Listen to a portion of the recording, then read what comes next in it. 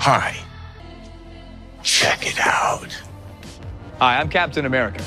Throughout history, you can see every time there's been social advancement, as we wake up, the American story, the human story, is one of constant social awakening and growth, and that's what makes us good. I don't understand it. There's always going to be people who are afraid and unaware and trying to hold on to what was before. But those people die off like dinosaurs. And so, I think the goal is to pay them no mind, march forward, and embrace the growth that makes us human. The real truth is those people are idiots. I vaguely know who actual fandom is. I think I might have actually been on that. No.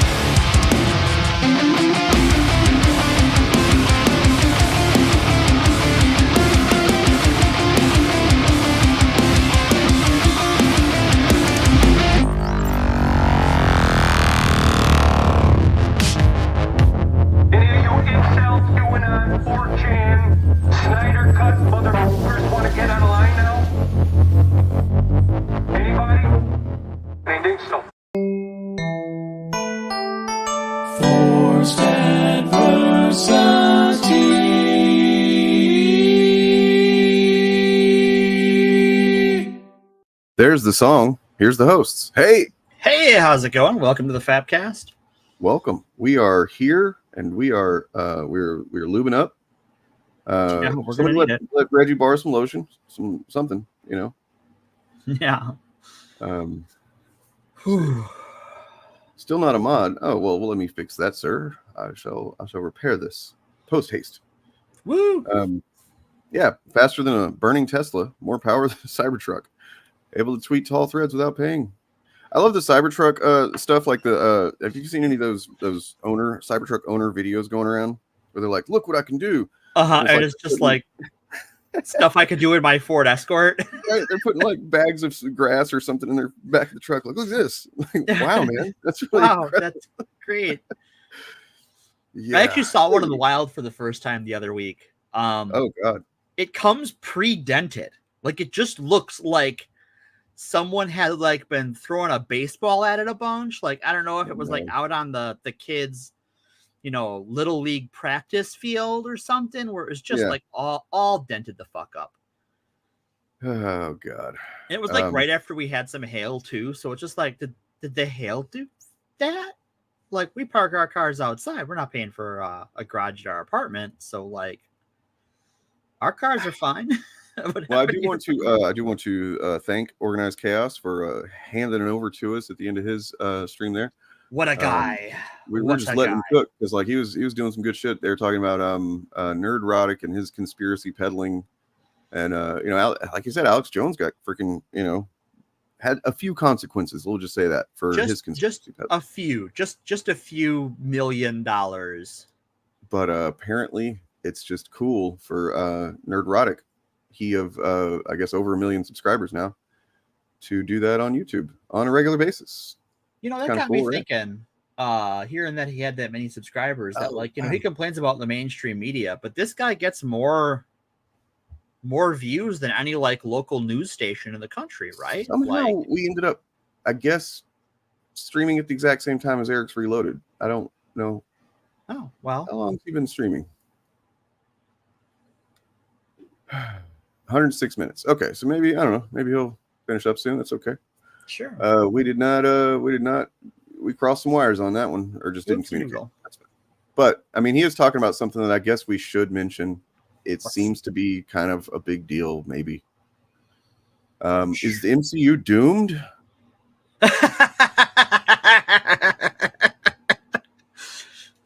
It is the revenge of Tony Stank. I'm seeing a lot. Like, there's a lot of weird backlash to that. Have you seen that? Yeah, I have, and I get it.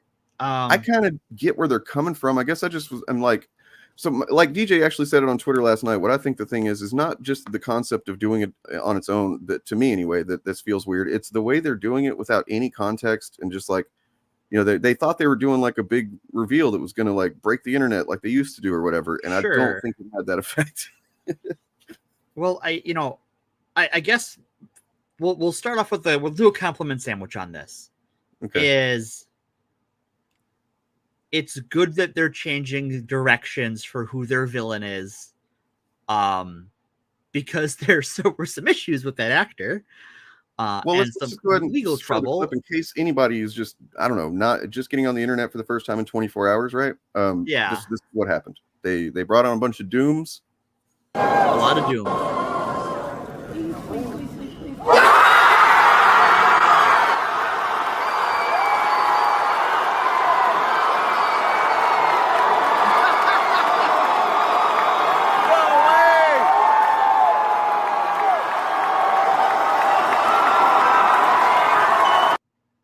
Okay, so I kind of disagree with this take a little bit, and I'll star that just so we can talk about it a bit. Sure. I mean, I don't disagree that Downey is too big. Doom is too big and important, but I disagree with this being Downey's actual ego that we're seeing. Because if you read anything by the man, if you hear him talking in any other context, like he's very good and enjoys doing the arrogant, egotistical character role, but that's not, really doesn't seem like who he is. He's just. That's what people have seemed to have attached to him, and he's been very successful with it. So he does that when asked. When that's what's called for, it's what he does. Yeah, I don't know that.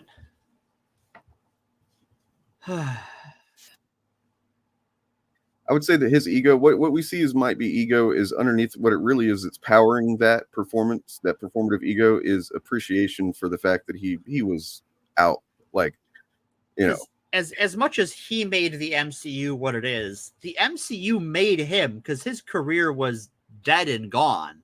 Yeah. Like he was Iron Man. He was playing Tony Stark in Iron Man, but like he was not the highest paid actor in that movie. That's crazy. And the studio was like, well, we'll take him, but like, is this gonna work? Well, they had to. I think somebody had. Who was it? They had to insure. Favreau had to insure him himself because like nobody else wanted. None of the companies no one that else normally wanted to. Yeah.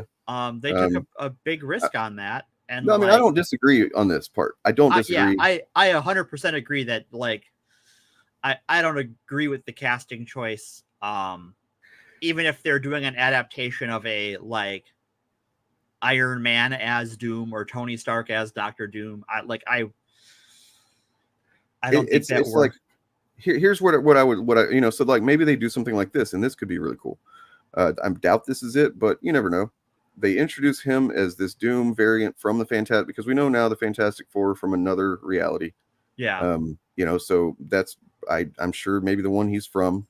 And then they set him up and it's this Downey Doom or whatever, and then he's fucking killed by the new real Doom. Right? Like that, something like that could be a cool move, but we don't know. We just don't know. I doubt that's what they're doing. Yeah, I don't know what they're doing, and we're so far out from any of these movies because this movie is 2026 and Secret Wars is now 2027. Yeah. I don't know what the hell's going on yet. Like, is it kind of stunt casty? I mean, definitely.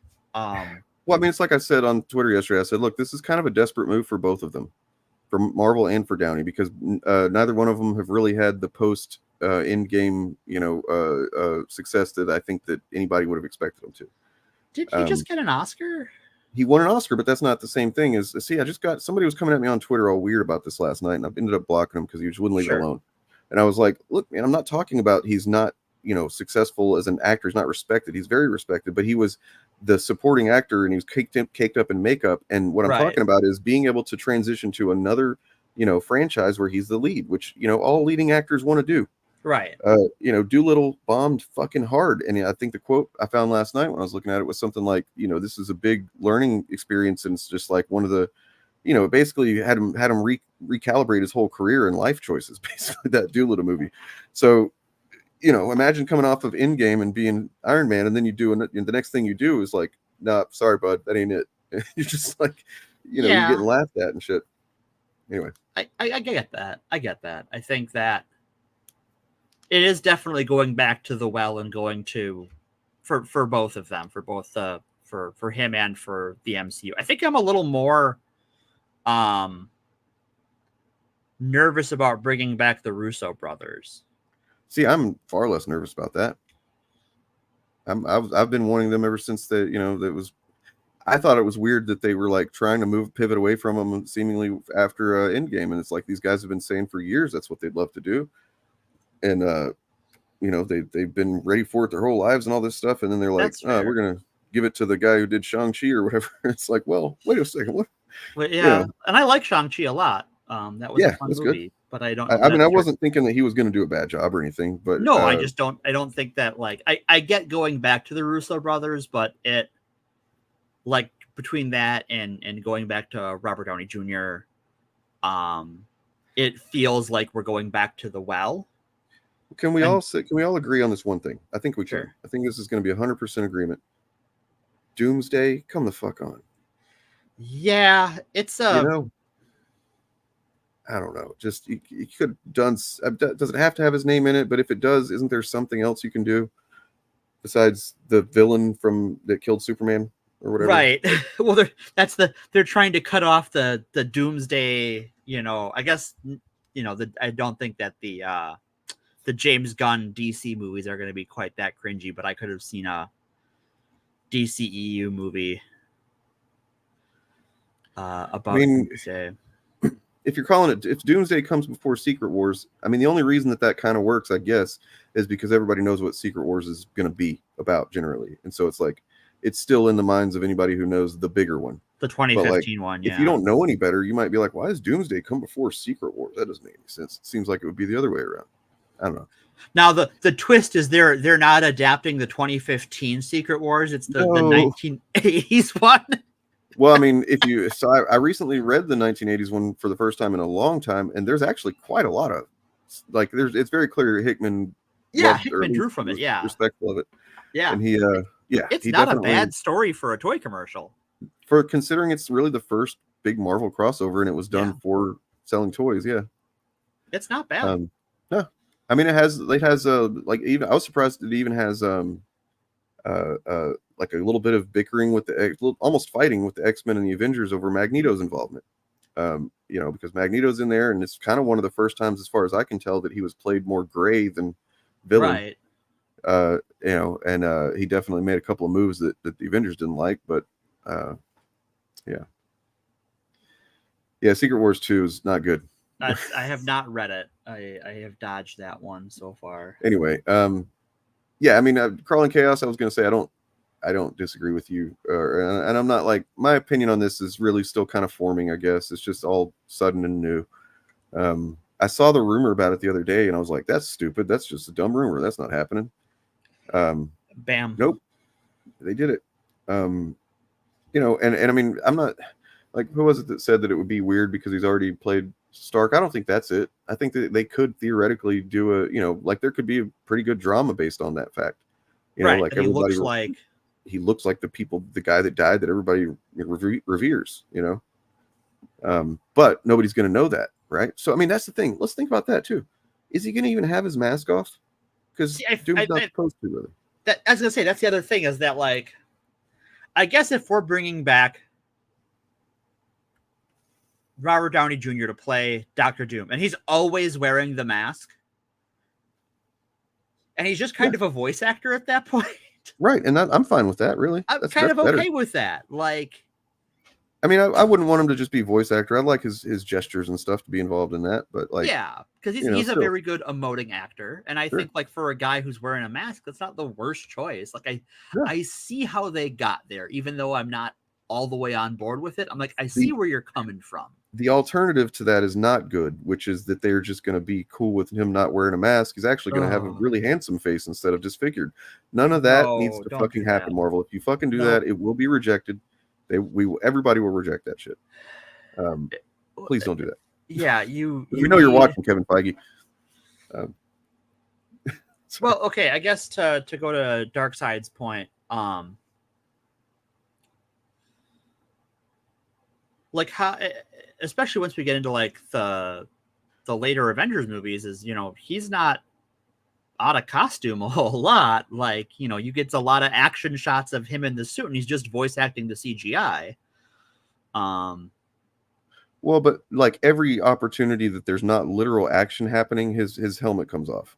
Sure, that's true. Yeah. But I think that with a character like Doom, you would be insane to take that. Yes, it would be a big fucking mistake for them to build all this shit up, to make this potentially, bold choice, potentially really big mistake. I don't know. We just got to wait and see. Yeah, and we're years out from it. Like, right, things could change. Who knows? Especially because, just 2 years ago it was Kang and Kang Dynasty and Secret Wars. It's like, yep, and now it's Doomsday and Secret Wars, and I don't like Kang as a villain, so I'm just like, separate from the actor issues with Majors. It's just like, oh, okay. Well, I was willing to see what they did with him. I was willing to see what they did with it, but I'm like, Kang, really? We're doing Kang? Oh, hold on. You're getting a call. But yeah, I definitely, it's a dubious choice. Like, I don't want to call it a bold choice, and I don't want to call it a safe choice. Right. Because it's kind of safe and kind of risky, but mostly just dubious. Yeah, it could be some galaxy brain misdirection. That's possible too. I mean, I absolutely, I think it would be amazing if they introduced him like this, and then just like the actual Doom, and then they make us watch Robert Downey Jr. die twice. You know, You know what would be crazy? You know what would be absolutely crazy? Okay, so let's say you do Robert Downey Jr. as Doctor Doom, as the villain of Doomsday. And so we've seen two different Reed Richards, right? Where by this point we'll have seen the new one in the Fantastic Four movie, and we had the one in Doctor Strange. Mm-hmm. Well, what if we get the Maker who comes up with this steel chair and brains Doctor Doom, and our Secret Wars villain is the Maker? I would clap. I would definitely. And we're just getting a read off. Like, it is just going to be some hot read on read rubber action.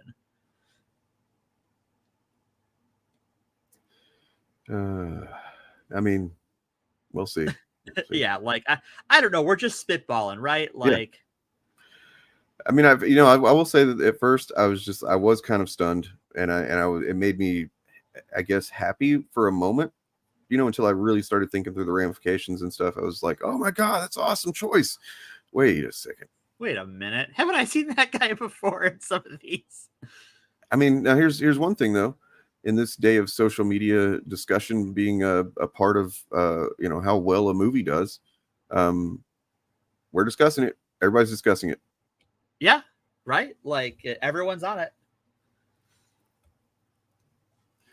So yeah. I guess they did okay there. Yeah, that's true. It has generated a conversation in a way that I don't think that Marvel has in a while. Yeah, bring back Terrence Howard. I mean, I guess they kind of have with this Wolverine Deadpool thing. It seems that movie is going to be doing pretty well already. Yeah, that movie is the number one movie of the weekend, and it was a good time. Like, I have my issues with it, but it was a good time. Have you seen it yet? I have not. I won't be seeing it probably till let's see when I get paid. Date. Look at the date here. I guess probably Friday. Okay, there you go. Well, I will keep spoilers to the spoiler chat. So no Deadpool spoilers in chat. The timeout button will be used. Desmond. Okay. I mean, yeah, maybe. The thing is about like TV actors sometimes though is that they don't translate to film acting as well as you would expect. I mean, like for instance, Julian, what was that his name? Julian McMahon. He's really fucking good and sinister and shit on Nip Tuck. That's fine. But then like in the movie, he just comes, it doesn't read as well. Yeah. Kind of comes off a little bit forced sometimes. Later, PR. Later, man. Have a good one. So you enjoyed that Wolverine movie then? Was Deadpool in it a lot, or did he just make a cameo, or what? Deadpool's in it a bit, yeah. Okay. Well, I'm glad to hear that, man. I'm glad you got a little bit of Deadpool in that movie. Yeah. Just a little bit, though. Fact is, I did watch a sequence from it. I won't spoil anything, but it's the one where Wolverine does the thing we haven't seen him do in the trailers yet. And then they both do the thing against all the other things. Sure. And it's a very extended, awesome, bloody sequence. And it was fucking awesome. See, I think, and to talk to Daniel's comment, like, you will get these hands. So I think Infinity War has aged kind of mediocre, and Endgame still holds up for me. Endgame is the fucking, it's the, I've been telling everybody, but when the movies came out and I was like, oh God, Endgame fucking is just so much like a film. It's not just a movie. It is a film, and people be like, oh no, Infinity War is way better. And I'm like, okay, all right. You child brain person. Damn. I wasn't going to go that hard, but. No. Yeah, I mean, I don't know about great, but considering it was $1 million budget, yeah, he looked better than the Thing. He looked better than Reed's powers. Looked better than the Human Torch for the most part. You guys want to see something cool? Actually, sure. Let's see something cool. Yeah. Before we move on to the current fucking Deus topic. Yeah, we're faffing to avoid fapping. Yeah, we really aren't looking forward to talking about this, but I'm certainly not. I mean, a little bit, but also not. So Yeah, that's the job, right? So this is a cover that the writer for the Ultimates, Denise, I don't know how you say his name, Camp. He's also going to be writing, I think, Green Lantern, or no, Martian Manhunter, Absolute Martian Manhunter book. But yeah, this Ultimates book is excellent after just 2 issues, and this is the cover for number 4 that he put out last night. And he was like, if you want to understand why this Robert Downey Jr. casting, then you got to read Ultimates number 4. And it was very clearly somewhat of a joke, right? But so if you know about this Ultimates version, and you know about Ultimate the Doom in this version, okay, that would be he's Doom, but he's Reed Richards. I mean, yeah, I don't think they're actually doing that, but that would be amazing. That would be crazy. That would be crazy. You know what? I had just gotten so wrapped up in shit, I completely forgot we were going to have a guest. So I don't know. I guess if Edgier wants to, I don't know that we ever followed it up. I'm sorry. Man, I'm a fucking asshole. Well, are they on standby? They just booped I don't know. I mean, they said they'd want to, jump on. I said, cool. Yeah. And then, they're okay. Don't worry too much. I mean, I feel like an asshole. That's for sure. I apologize. We don't have guests on, ironically, because whenever the show was conceptualized as having guests every week. Yeah. And then we changed a lot. We changed. But yeah. Okay. I'll send you the invite in just a few minutes. Conjure Edgier. Yeah. Guy's good people. Indeed they anyway, are. so like this Doctor Doom in the Ultimates universe is the new one is actually it's Reed Richards. He's not actually Doctor Doom at all, except in the fact that he wears a Doctor Doom mask and kind of the general regalia of Doctor Doom. And that's because in the Maker in this universe that he made for himself, the thing he chose to do with Reed Richards was essentially he killed the rest of the Fantastic Four before they got their power. I don't think he killed him. I don't know. I thought he did. I mean, depending on how literal this cover is, because it's interesting. Oh wow, huh? Interesting. Yeah. When will Bryan Cranston play a character in the MCU? Evocative cover here. You got you can't hardly see her, but she's right there, Sue. Then you got little thing mouse and rat, the stretchy rat, and then Johnny Blaze. This flaming mouse here, and yeah, Johnny Storm. I almost called him Johnny Blaze. Like what? No, that's Johnny Storm. Johnny Blaze is a different guy who's on fire.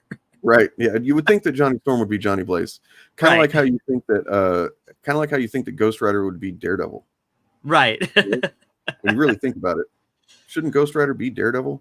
He gets the powers from the devil. He does motorcycle. Anyway. Right. Yeah. No, I get it.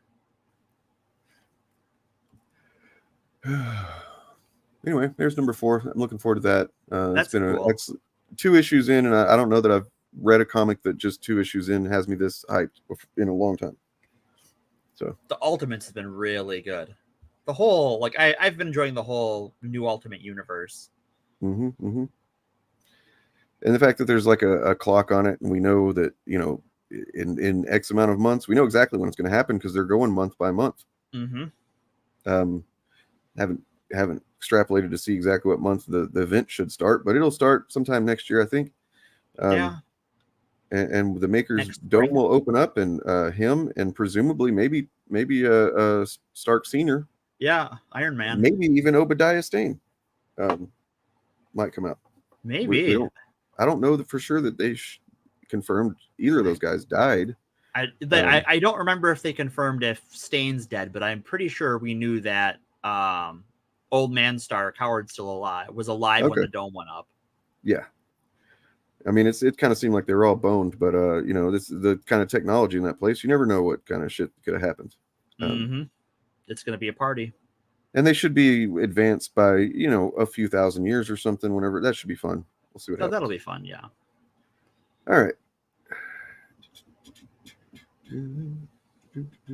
While you're getting Johnny Blaze. What? Oh, Oh, is that like a name he gives himself because he smokes a lot of weed? That makes jeez. sense. No, I hope not. that's kind of cheap. I hope not. Like, that's a cute story, but like the setup. Also, I think that the MCU What If has been, again, cute, but not really anything you can build off of too much. Well, so before we get into here's a little just a transitional piece here. Sure. But okay, so this is an interview with what's his name? What's that guy's name? He's responsible for a genocide. Oh, you got to get in line, man. I don't have Mark Zuckerberg. Yeah, he is responsible for genocide. A couple of And he them. just had some interesting things to say. And I just love whenever these fucking mega genius, big air quotes, say shit like this. And by love, I mean absolutely hate it. And I think you should shut up and go away and maybe even just die. I don't care. About the 2024 presidential election. Okay. Facebook has been a flashpoint in many elections around the world, and you personally have been called out most recently. That's a nice way of saying that Facebook caused a genocide or allowed a genocide to happen. Well, it's a softball interview question. What do you do? Yeah. I wonder if that even pops into his fucking mind whenever she says that. You know what I mean? Like, can't imagine. I mean, maybe if it does, only in the sense of like, I hope she doesn't call it a genocide. Don't mention the genocide. Don't mention the genocide. But only like to out of self-preservation does he think about it, I'm sure. If even that. By former President Trump. This is Who the fuck is, look at him. What is he wearing? Why is he like this? God damn it. Because he peaked in college. Yeah. Jesus. All right. a big election. What do you think is at stake? Well, I mean, look, it's obviously a very important and it'll be a historic election. I feel like I'm best positioned maybe to talk about what our role will be in it and what we're going to do. And look, I mean, the main thing that I hear from people is that they actually want to see less political content on our services because they come to our services to connect with people. So, that's what we're going to do, where we give people control over this, but we're generally trying to recommend less political content. So I think you're going to see our services play less of a role in this election than they have in the past. And personally, I'm also planning on not playing a significant role in the election. See, he says that right now, and then just a moment later, we'll see. I've done some stuff personally in the past. I'm not planning on doing that this time. And that includes, not endorsing either of the candidates. Now, look. See, he says that. I mean, there's obviously a lot of crazy stuff going on in the world. I mean, the historic events over over the weekend. And I mean, on a personal note, it's, seeing Donald Trump get up after getting shot in the face and pump his fist in the air with the American flag is one of the most badass things I've ever seen in my life. And to respond to that, we're bringing on now edgier than now, Kai. Hey, hello there. That's does he not? Sorry, I'm just stunned. I'm fucking stunned. But I didn't know that he said all that other shit right before he said that. I'd only seen the bit where he says the thing about the American flag and stuff. I didn't know that he right before that said, I'm not going to have anything to do with the election and not going to do anything, not going to endorse any candidate or anything. It's crazy. Morgan, you there? Anybody? I have returned. Okay, sorry. No, I had to step away for a second. It's all right. So did you hear all that he said? I caught most of it. And... I was going to say same here. Yeah. Okay, let's check it out one more time. All right.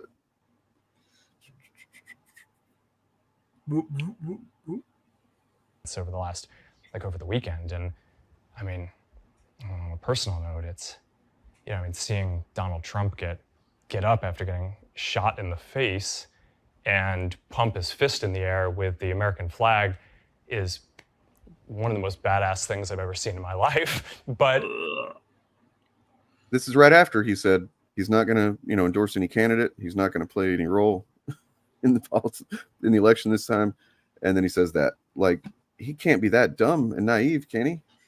It's like, it's total bullshit anytime a major candidate gets a photo that everyone passes around as like super badass or whatever, because like that's the point. That's why the photo was that's why he did it, you know? Like you can't, like the only time that those great historical photos and everything work is when they're candids of regular everyday people doing stuff. Yeah, no shit, he got a photo op. I see so many people that are like, well, you can't deny it looks badass, and I'm like, it on purpose. It's not right. Yeah, it loses its badass factor when you realize that's why. Yeah, so those scenes in action movies, but I don't think the people in those are real heroes, and the same applies here. Right. So you fell for propaganda, is what you're saying, Zuck. Cool. That is what he's saying. You know, they don't. Why not talk about the moment when he had a really fucking stupid look on his face, Trump, as they were like kind of like pulling him up off the ground, and he just like looked all crumpled and weak. Why not talk about that moment? Or the moment where he's trying to get his shoe back. You know, where are my shoes? You know. By the way, for anybody that hasn't heard, there is now officially a question of whether or not he actually got shot.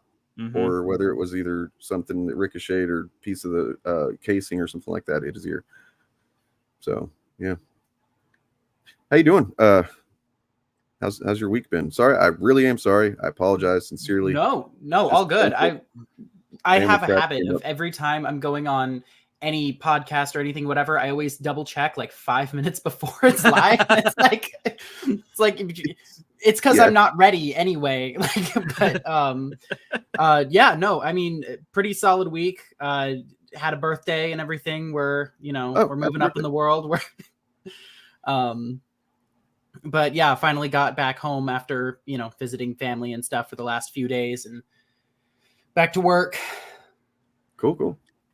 Any video ideas coming out the pipe? Yeah. Oh my God. I don't have all of the information and everything for it right now. The current video idea that I'm working on, and I'll probably have some smaller stuff out in between now and then, is a retrospective on the TNT series Falling Skies, which most people have probably never heard of, which is why I think it would be interesting to talk about. But back when it was coming out, like 2011, 2015, was like the world's biggest Falling Skies fan, to the point where I don't need to like buy merch or whatever to like wear it in the video. I own 6 Falling Skies t-shirts in my closet right now. I own the comics. I have Lego models that I made up at the time of stuff from the show. Like that's adorable. I know. I posted YouTube videos of them that I'll have to take down and like put clips of it. Like I realized like, oh my God, I can say so much about this.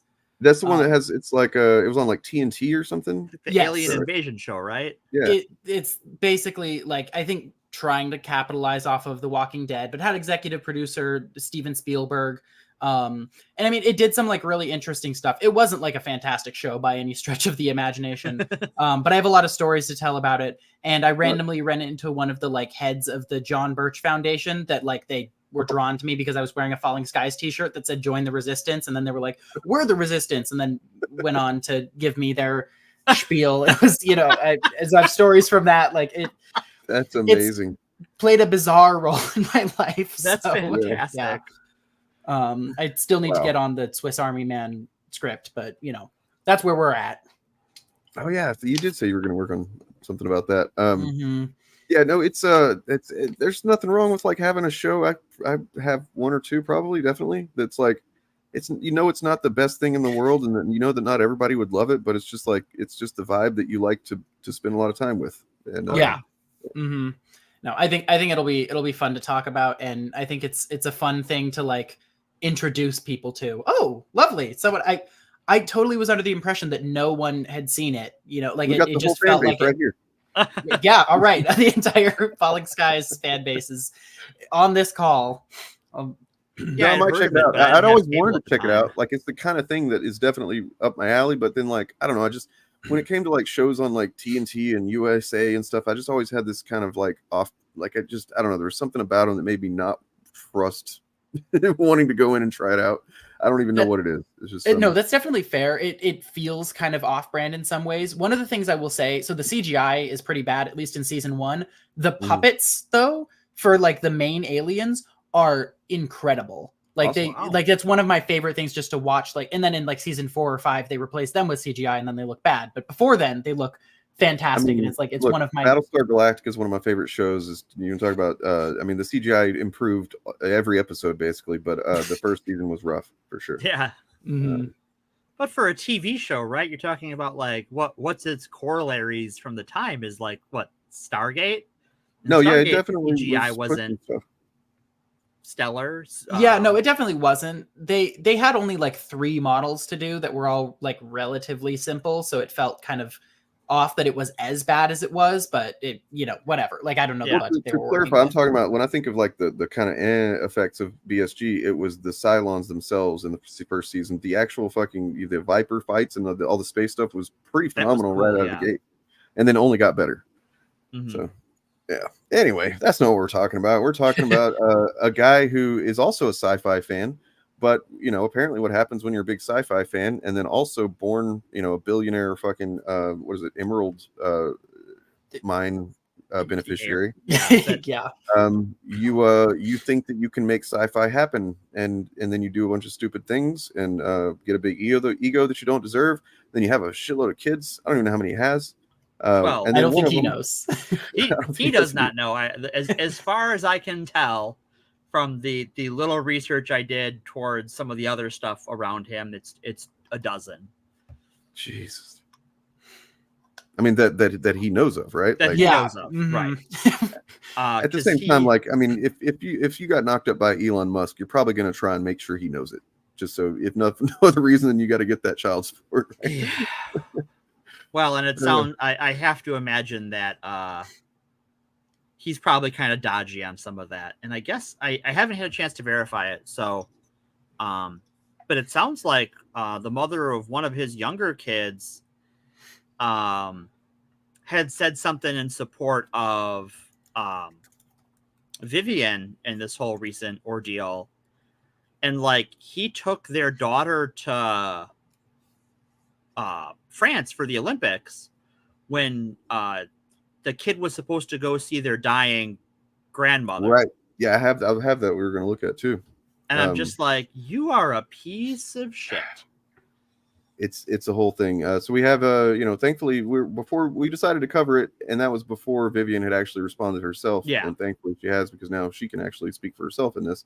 And speak she does, and speak you know deservingly harshly she does. Yeah, she does not pull her punches, nor should she. Fuck him. But yeah, he's a fucking piece of shit. We might, if we have time and we feel like we need the catharsis at the end of it, kind of just run down a list of his you know, foibles and failures and stuff. So have either of you watched the interview beyond the clipping that sort of made the rounds as far as his daughter? I've seen a couple of moments, but you know. Yeah, I've watched a little bit more of it, but not the majority of the whole thing. I kind of wanted to go in unaware as much as possible. Well, we're not watching the whole thing today. Morgan did that for us. I will see. I'll save you the trouble. If there was interesting things to talk about, we would talk about it. And I watched the whole interview. We're like, okay, we need to cover this. And the main thing I took away is that for the whole rest of the interview, you have two people who hate listening to other people and want to pretend they're agreeing with each other, talking past each other for about an hour. Well, yeah, so I do have a couple of moments that stood out, and one in particular, I think this is it. Was some back and shoulder injuries. Was me foolishly fighting the world champion sumo wrestler and charging him at him at full speed to knock him over, which I did succeed in doing, but you paid a price for it. A very, very high price. Carnivore diet will fix that. The what, sorry? The carnivore diet will fix that. Look, I like meat. I'm pro meat. I don't think the carnivore diet is going to fix this particular issue. I think my wife had an injury of 40 years, okay, and it resolved in 2 years on a carnivore diet. You could just eat steak or something? Yeah, I mean, all beef. Sure. I'm a pro. I like meat. But I think this is I think I'll probably need an operation. Like, it's in that moment, I'm like, it's the only moment I think I've ever experienced where I'm like, I feel you there, Elon. Like, I feel so bad for you. I feel so bad for you. You've got a guy sitting here. No, try the meat. Just do meat. Only meat. It's like, it is, and this is sort of the, like, if you were to crystallize this interview in one moment, this is it, were like, these two do not know what each other is talking about the whole time, but they have to pretend like they understand each other and they agree with each other. Yeah. And he's like he doesn't want to you know, kind of let on that he actually thinks that's a really stupid way, you know, diet, and he like, how the fuck can you possibly think that? But yeah, because they can't undermine one another for sure. Right. It's and I just noticed that Cybertruck in the background there. Oh my god. Yeah. And he said his wife's issue resolved in 2 years of the carnivore diet. Yeah. Was that the amount of time? Like, usually when people are making these outrageous like medical claims, they're like, "Oh, it resolved in a month," or like it took 2 years. Well, I mean, but also, was that how long she was doing PT? Perhaps. Right. So say, what's her exercise regimen? What's her physical therapy? Yeah. The whole time it's like, yes, dear, I'll have the steak. And then, you know, when he's, you know, on his show with his insane jackets out of, you know, the Penguin and the Joker's leftovers. He's a Batman villain now. It's insane. He really is. Well, I did title my notes "Lobster Man Cyberchud World's Flattest," because they're just very flatline. Their brains aren't moving. So they start the interview talking about Musk's new AI facility, and I'll give Musk this credit. Google has built AI farms in Texas, which, because the land is cheap, but it is maybe the worst place on the continent to build a data center because you have no access to fresh water, you don't control your power grid, and God's help you cooling the place. He actually built it in Tennessee. So I'm like, okay, all right, you know what, Musk, you know what, I'm going to give you that one. And then Peterson starts to dig in on the AI and what they're doing. And it sounds like Peterson has used it to replace grad students he had back when he had grad students. And so he has some experience as an end user with large language models. And Musk is just stammering over himself. He has no idea what he's talking about. I'm just like, oh, gods, I could give this part of the interview better than you. Oh, gods, this is embarrassing. Like, my secondhand embarrassment was just painful. Yeah, I mean, just painful. I imagine that there's just a lot of uncomfortable feelings throughout this whole thing. Yeah, they get into philosophy, Jesus and Christ. they both hate antinatalists, and I'll give you the definition of what that is, and then what they think it means. The definition of an antinatalist is someone who doesn't think anyone should have kids. That the solution to a population problem is to just stop having kids. Mm-hmm. They think anyone who isn't proactively trying to have kids is an antinatalist. And they call them like Machiavellian and psychopathic. And it's just like, oh my God, what is this weird breeding kink you two have? 27-year-old cousin. With the current candidate for VP over on the right, what he was saying here. Got the same sort of vibe votes going. To all children in this country, but let's give control over those votes to the parents of those children.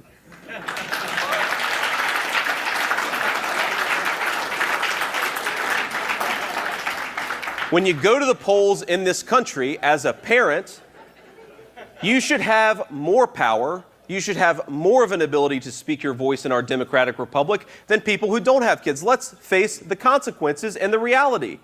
If you don't have as much of an investment in the future of this country, maybe you shouldn't get nearly the same voice. Now, I don't think he knows what democratic means. He does not. It's kind of wild to see how many, like, how the supposed, like, the people who venerate the founding fathers or whatever, venerate the American experiment and everything, and the ones that, you know, criticize the left for calling them racist, just believe like absolutely fucking nothing that those people believe whatsoever. No. Like, just... You just wrote it or did you record it, Jennifer? Because if you recorded it, please send it to us right now. Yes. Yes. Sorry. It's weird to think that, like, hey, we got all these problems. You know, there's but like having a bunch of kids is the way. Like I don't know. It's only coming from conservatives because they know that they're dying out. Essentially, their influence is waning, and that's why they have to do all this crazy shit that they do to try to rig elections and rig media. And so on, and then have conversations like this fucking conversation with these two guys where as far as like the people should have more votes if they have more kids, like their tune would change in a heartbeat.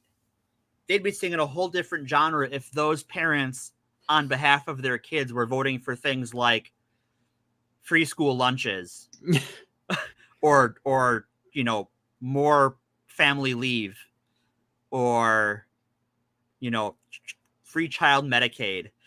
Like they would turn on a dime. But I don't even think that. I think the reason that they feel comfortable doing that anyway is because the people who are having children for the purposes of like outbreeding the left or whatever don't actually love them. Like they treat them as an extension of their race or of their political ideology if they're not feeling spicy. Like, so they're not going to be campaigning on that because, like, fuck them, right? They don't care, right? Do you think that it's like kind of like on some level, whether knowingly or not? I mean, I guess unknowingly it definitely is. But do you think knowingly that they're kind of doing this partly because they got Roe v. Wade overturned, and so like now the goal in their mind, I imagine, would be to change the way people think about family planning and whatnot. Well, I think this is why they've targeted IVF and contraception so heavily, is that they want the country to be forced to live under their breeding kink. Gross. Very gross. And I don't like also just eat meat too. So and eat meat, right? Yeah, have kids and eat meat. The Jordan Peterson method. 2 easy steps to be a lobster or whatever. I don't know. Yeah, I mean that's a good point. Like Elon, have you not realized yet that kids aren't just an extension of your will? Well, he doesn't see his kids as people. He doesn't see being a parent as a responsibility or a duty or an act of love. He sees it like Genghis Khan did. Jesus. He's spreading his seed. He doesn't Apparently see these so. as people with autonomy. Yeah. I mean, he's basically like what happens when the whack job incel, whoever who has gotten to the point where they only believe that dating is an extension of your, spreading your genetic makeup or whatever, makes money or is born into money, right? Like then he can accomplish all of that, and it only comes at the cost of almost everybody who's paying attention finding him to be incredibly pathetic. Right. It's true. Well, and I love, they touch on his contribution to Donald Trump, but the interview came out right before he announced that wasn't happening. So it was just like, oh yeah, we're giving money to Trump. It's going to be great. Wait, never mind. Never mind. Psych. Joke's on you. Wasn't that funny, guys? I'm so funny. He's like, I mean, he's desperate to get him back on Twitter, right? So after a certain point, like if he, like when he realizes Trump is not listening to him, is not really paying much attention to him. No, he's like, okay, well, like the fact that what's hilarious to me is that he made that claimed he was going to do those donations, and which would total at, I don't know how many months it is, but 45 million a month. It's 135 million, right. I think was the total. Sounds right. And then within 24 hours, basically, or 48 hours from that, Kamala had, her being announced as a new candidate, they'd raised like far more than that, like almost twice as much as that. $200 million by the time. Simply nullified those donations. Because I won't lie. Whenever he made that announcement, I was a bit like, oh, that's not good. It's not good. Because sadly, we do live in a society where, not necessarily 100% sure too, but the money equals influence. And does anyone remember how he was planning on going about that without violating campaign finance laws? He was starting a super PAC. Was it okay? It was a super PAC. I was trying to remember. I knew there was something specific he was doing about it, because obviously most of the donations to the Harris campaign were small dollar. You know, from exactly. You know, but one guy influencing it that much. I don't know. It's wild to me that that's even possible. But well, thank John Roberts. Speaking of which, we do have here one of these. I'm not sure which. I should have labeled them. Is about them talking about the election. Let's see if this is it real quick. Two-party system, essentially. You got to pick one or the other, and so you weigh the good and the bad. And my opinion is that And you flip the coin. we need that the country would be better off with the Republican administration than a Democrat. Well, Trump was pretty good at not having wars. That's a lie. Just to, you know, so in case anybody's not super familiar with Jordan Peterson, in fact, I do have a little clip here I'd like to play. This is him reading an excerpt from his book. And yeah, this is real. This is real. I dreamed I saw my maternal grandmother sitting by the bank of a swimming pool, which was also a river. Her genital region was exposed dimly. It had the appearance of a thick mat of hair. She was stroking herself absent-mindedly. She walked over to me, with a handful of pubic hair compacted into something resembling a large artist's paintbrush. She pushed this at my face. I raised my arm several times to deflect her hand. Finally, unwilling to hurt her or interfere with her any further, I let her have her way. She stroked my... Good gravy. Yep. So yeah, I mean the way that I discovered that, by the way, if you ever want to get anybody with a great internet prank, just be like, oh, did you hear what Jordan Peterson said about, grandmothers and how important grandmothers are? Just Google Jordan Peterson grandmother dream. You're, oh my god! You can say it like it's something positive, and then why any are of these his fans that aren't aware of that will be subjected to it. Like if I ever had a chance to talk to these people like face to face, I would be like, okay, so bring it in, folks. Why are you so obsessed with people's genitals? That's weird. It's just weird. What is with that? You can't, like Matt Walsh is like that. For dreams. People have dreams. Dreams are fucking weird. Sometimes everybody's had weird, fucking uncomfortable dreams. But why the hell would you put it in your book and just like read it like it's just no big deal? Like this is actually a really formative experience in my life. There's something. And not to mention, it's a dream. You can lie about it. You can make up like if you want to get a message across, you can do that without. No one can fact check you. Came up to me and said, "Jordan, your voice isn't weird at all, and you're actually very, smart and outside of psychology." Yeah. Like it's the one thing that nobody else can get you on. Right. Yeah, I just. Well, now that I'm looking at his jacket, that reminds me of another part of the interview where they're sort of getting into philosophy. And Musk talks about all these sci-fi books he didn't understand as a child that were foundational to him. Like he talks about how Hitchhiker's Guide was formative because it taught him to, ask the big questions. Like that is not the message of that book. Are you fucking kidding me? That is the opposite of the message of that book. That is, you're just not very bright, child. That's like somebody that read the Cliff's Notes of Hitchhiker's Guide. They're just like, oh, the thing about it's not, what's the question is the real. Oh, that's very profound. I definitely think that if you read it as a preteen, you might miss it. But if it's your favorite book, maybe go back and read it a couple of times. Sure. I've read that one 3 or 4 times. It's a good read. But then Peterson has to make everything about the Bible and this whole oh, of course. Elon Musk wants to talk about Heinlein and Hitchhiker's Guide, and Peterson is like, but the Bible, and Musk is like just trying to nod along because Musk has never once read a thing in the Bible. His knowledge of the Bible is on par with Trump's in that he probably doesn't know how to hold it the right way. The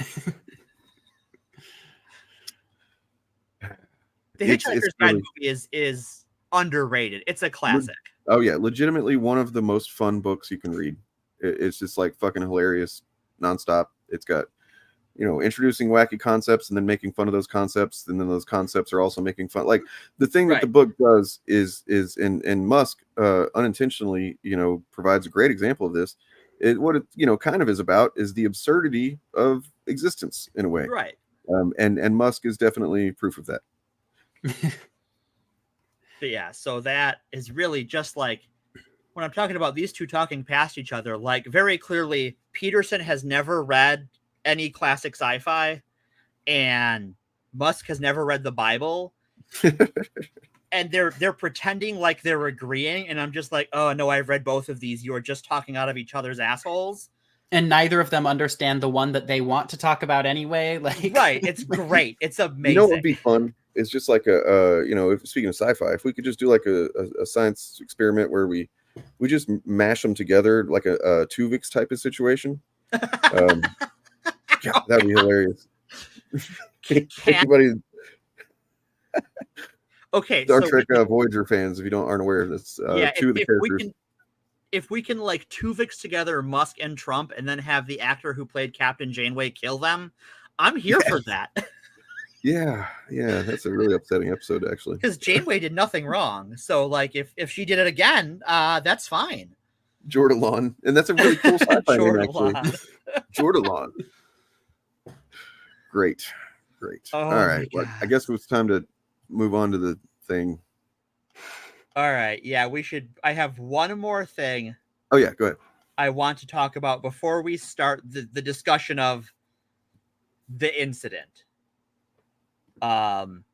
Because in the interview they talk about Caitlyn Jenner, and I want to bring that up because neither of them use her dead name or misgender her. And that will be relevant in a minute. It's actually really fucking upsetting. Like, god damn it, these people. All right.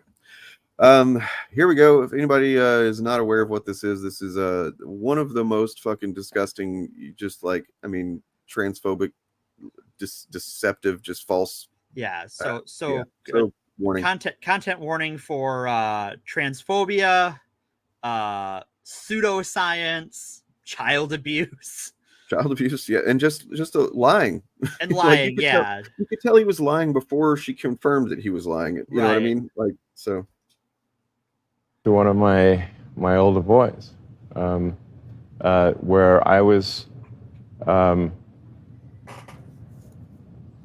essentially tricked into signing documents for one of my older boys, Xavier.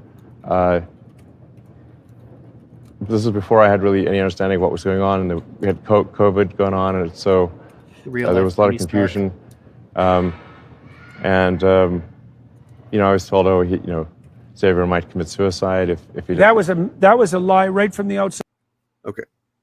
First of all, I'm definitely not going to do most of the talking here. I just want to say a couple things here.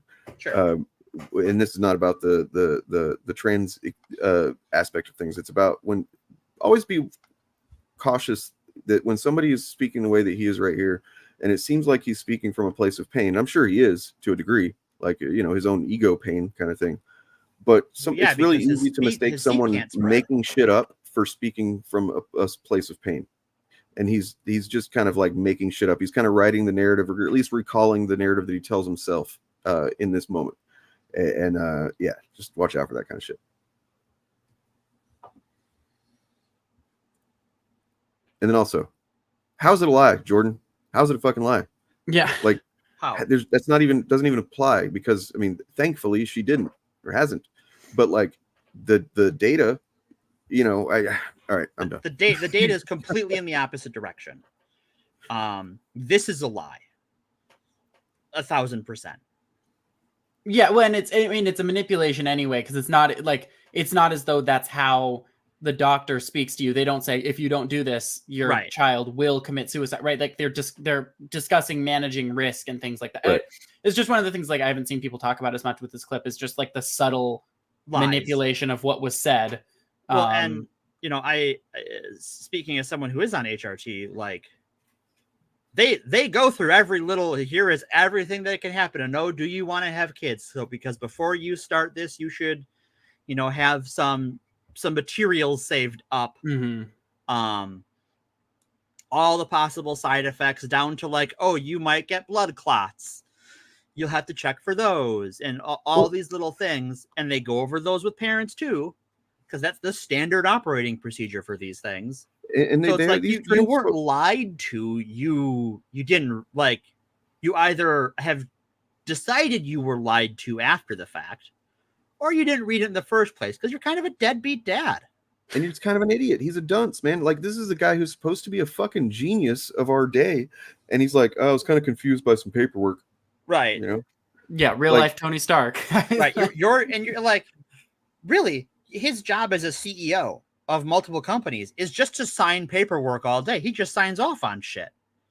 He should understand legalese and you know, technical paperwork and stuff better than like the average person by far. And like, but like these transphobes always fucking act like the doctors are just like, you know, I'm sure if they could paint the picture more vividly for you, they would act like it's some dingy fucking office somewhere or whatever, where you go in and they're like, oh yeah, you want to be a woman, huh? Like, but like, you know, clearly he's Elon fucking Musk. He probably took her to one of the best fucking doctors possible. You know what I mean? And they would obviously have gone, you know, through everything, like you said, Morgan. Like it's not like just a fly by night thing where no, you know, like even in an informed consent, you know, environment, which is the easiest way to get gender affirming care, there's still a lot of conversations and a lot of things that have to be done before you get there.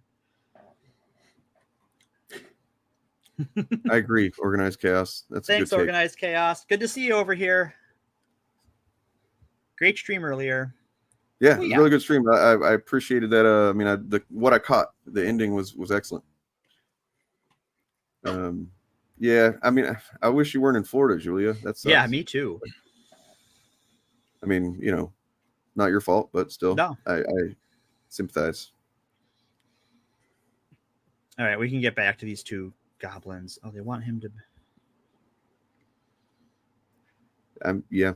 I guess that's probably the case. How do you know how old she was? 16. Oh. Okay. Which you know, they talk about mutilation and stuff. Like, there is no surgery involved in this. Right. Yeah. Let's fucking get back to it. Jesus Christ. Yeah. I forgot. Like, this is only a couple of minutes long, and it already feels excruciatingly long. It's a couple minutes long and a week long at the same time. Incredibly evil, and I agree with you that people that have been promoting this should go to prison. Okay. Fucking Christ! Just for So I want to talk about this part here, because they go on about this for a little while longer. But before I let them go off, when they talk about wanting people to promote this to go to prison, they're not just talking about the doctors. They're talking about, you know, when you look at the laws they've written in places like Florida, anybody who's been supportive is treated as providing gender affirming care in a lot of these states, right? So that is like, if you are, the Texas law is this way, right? Where like, if you are treating your child as the gender they wish to be treated as, that someone can call CPS on you. Well, in Missouri, the the House bill that was introduced literally basically made teachers register as sex offenders if they provided information on social transition, things like name changes or clothing options, things like that. Like that will send you to prison, assuming it's successful. Like, and I had a right-wing quote unquote charity org that like posted my video in their in one of their articles on it, like as in an effort to argue against the idea that I like in order to argue in favor of that idea, which just it blows my mind. Like, usually stuff like that I feel like is introduced because it's because it's hidden in the text of the law and no one's going to read it. But then you see like now they're at the point where they're literally saying it. They want you to go to prison for offering information on name changes. Right. Which is something like, even independent of trans folks, name changes are just a thing you can do in every state of the union. And in fact, most married people change their name. Yeah, it's something that I feel like is worth bringing. It might get brought up later, but that you can kind of use to distinguish the types of transphobes, like the like two different I don't know, levels of like internet poison or whatever, is whether or not a person is willing to use a person's name, because there's not any, like, there's nothing related to pronouns, nothing that you could even pretend to link to biology there. Like, right. if you're not willing to, like the people who put the person's name in quotes or whatever, yeah. like you immediately know they have absolutely no, I don't even know, like they're a dishonest actor, I suppose. Right. They are a dishonest actor. There is an article that was linked to me covering this, where throughout the article they refer to Vivian as in dead name or Vivian, formerly known as dead name, every time they referenced her. And it's like, that's, like this, no one calls. I'm just like, to put it into like a completely out of context. No one writing about Nick Cage puts Nick Cage, formerly known as Nicholas Coppola. Yeah, and in the case of Vivian, like, she's not even a public figure in particular. Like, it's not even a situation where people might be confused or whatever. Like, right. It's not a situation where someone says Elliot Page and someone says, "Oh, I've never heard of them." Oh, yeah, you have. Like, right. It's not even that, which is already, I think, is already dodgy. Like yeah, no, like, as soon as someone does that, you can basically tune out anything that they're about to say, because like, it's entirely just a partisan hack job. But nonetheless, those people are beginning to gain more power in their movement. So, well, and I think they, like, that movement, I think, divides itself in a lot of ways, because you'll have and less so now, I think, that they've sort of come together. But like, when J.K. Rowling and Matt Walsh were fighting because he was a sexist and a transphobe, when she's just a transphobe and a sexist.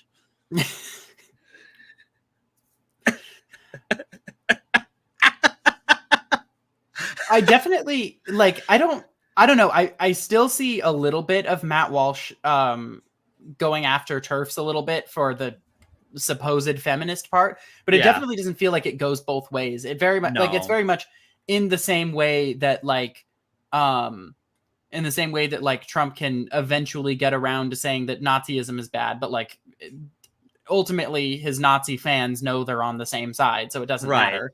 That seems to be the relationship between, like, hardline conservatives and TERFs, which would almost be sad, as you see just, like, a bunch of, begrudged cis women, like, happily signing away their rights on the altar of destroying somebody else's rights. But right, and it's just like, I think that's the thing that convinced me that the TERF movement, especially online, is just a right-wing psyop, is that none of these people care about any other women's issues. If it isn't about trans people, they don't care. They've checked out. No, like, you eventually see one of that. Like, there's the one who's hey, like, is confused about it. Like, hey, why is no one else doing it? And it's totally because there are like 3 or 4 genuine true believer TERFs in the world, and the rest of them are fucking right-wing hack jobs, like, and their sock puppet accounts on Twitter. Yeah, exactly. That they use to reply to themselves back and forth. And right. Yeah, they really... just as a completely unrelated and completely trivial aspect of this, I don't fucking know who what Posey Parker is. Posey Parker, yeah. But, like, I'm really sick of thinking, when I sign into Twitter every once in a while, that Parker Posey is a piece of shit. Okay, because I keep getting confused. That's all. All right. I mean, use her biological name, Kelly J. Keene, right? Like, yeah. That's her biological name. If such a thing exists. Well, I like the actor Parker Posey. She's great. She's done some good stuff. Fucking Lost in Space, really good. Oh, okay. But different person entirely. All right, that's all. Then there's the whole. I guess we're gonna get to it. The dead name aspect of it. Yeah. Because I'm fortunate to have some trans friends and have listened to, imagine that, trans people, and I know that this is just not the fucking definition of it at all, not where the term comes from, what he says, and it's like, this just seems so clearly calculated to be propaganda to me that, yeah. This was the like my if I'm going to conspiracy theorize for a second, this was the whole reason they're here today. Everything else was just very awkward foreplay. Notice they got really into it and on the same, they get synced up on this topic. Right. This one they speak the same language on. Yeah. All right. So I was tricked into doing this, and I was tricked into doing this. Jesus fucking Christ, man. What happened to conservatives and parental responsibility? What happened to him being a genius? What happened to, you know, and just personal responsibility in general, right? Right. Like, pull yourself up by your bootstraps, Elon. No, yeah, see, that's the confusion, right? No. Yeah. Rosie Parker. She's not just a TERF, she's a neo-Nazi. Oh yeah, no, like so far beyond. If like you want to we know, all. Oh, go ahead. I was gonna say, well, like we already have very good reason to avoid using the word TERF because it does imply like that they are in some way a feminist or whatever. But Right. like KJK is so far off that like wherever the TERF feminist continuum exists, she's way fucking over here. She's way my camera's okay. Let me turn my camera. Thank you, Paul. That clears it up. Hi. She is way over here. That's where she is. How dare they fucking deceive me into doing something, the right thing for my kid for a moment. Right. You were deceived into caring. The fiends. The monsters. I was gonna it wasn't explained to me that puberty blockers are actually just sterilization drugs. Lie. Okay. I feel the need. So I am a. I feel like the way that I'm like struggling to come up with the words is going to make it sound like I'm not telling the truth, but I am. I'm a grad student in chemistry and was recently in a medicinal chemistry course, and we had to do research on like one particular drug. And I happened to do mine on leuprolide acetate, which is the drug Lupron, which is a really popular puberty blocker. Sure. And like going through that and spending the time researching it, going into like the mechanism of action, the way that this whole this drug functions, all of the things going on under the surface, and then why we use it in the first place, because we use it for central precocious puberty, which is something that, as far as I'm aware, nobody disagrees with, right? And for which the the negative effects are almost exclusively psychological. Like I was under the impression that there was some like life-threatening risk associated with precocious puberty, which was the reason why I didn't always like use it in arguments when talking about like why we should be totally fine with using it. And then I look into it, and it's like you're gonna maybe be like slightly shorter, and you don't want to, and you're avoiding negative effects, things like bullying, things like self-image issues and stuff. Like it's not only been used for fucking ever on for kids, it's also been used for the same underlying reason. Like the fact that this has been picked up as a narrative is it's just a disingenuous case of special pleading. To me, you have to be intentionally doing this shit, but to like I understand, okay, maybe like there's actually several aspects of what I see as for instance, let me tell this story. I've told it before. When I was on Facebook before I wised up and got off of that shit, so this was like 2015. It was whenever the Target bathroom thing discourse was really bubbling up. Oh yeah. 2016 maybe. And it was the first time that I'd ever really thought about like, what, I mean, I remember my mom had a friend who, I guess, I think that she was introduced to me as transsexual. That was in the 90s. You know what I mean? Sure. But like, nonetheless, this is the first time I'd really thought about like, well, what's up with the transgender people? What's that about? Like was that discourse going on? And I thought about it, did some thinking, you know what I mean? And I'm a mental health advocate and stuff like that. And I did some thinking in my little thinky brain and not some research in, actual research or listening to trans perspectives. And what I came to was, oh, they must have some kind of like mental illness that makes them think that. And they deserve sympathy. They deserve to be treated with respect for that. And I said that on Facebook. And somebody thankfully very quickly messaged me It's like, hey, that's actually that's transphobic bullshit. And I know you don't mean it that way, but like that is exactly what fucking, transphobic people say. And I was like, oh my God, I fucking deleted it.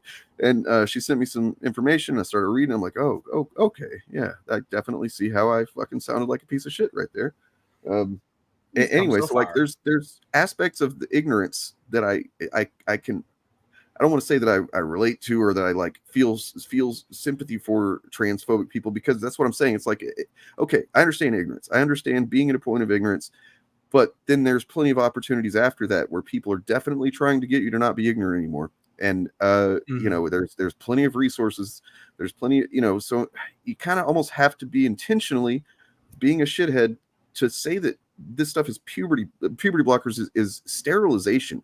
Because it's very clearly not. You can find, there's information about this stuff, and to just say that with your full fucking chest, you have to knowingly be lying. I feel like, you know what I mean? Does that make sense? Yeah, they both are. They both are. Yeah, I was gonna say. I mean, in case you're wondering, for anyone who's like curious and wants to know a little bit more about how puberty blockers work, or at least the one that everyone talks about, Lupron. It basically functions by desensitizing your gonadotropin releasing hormone receptors. So it basically just desensitizes that part of the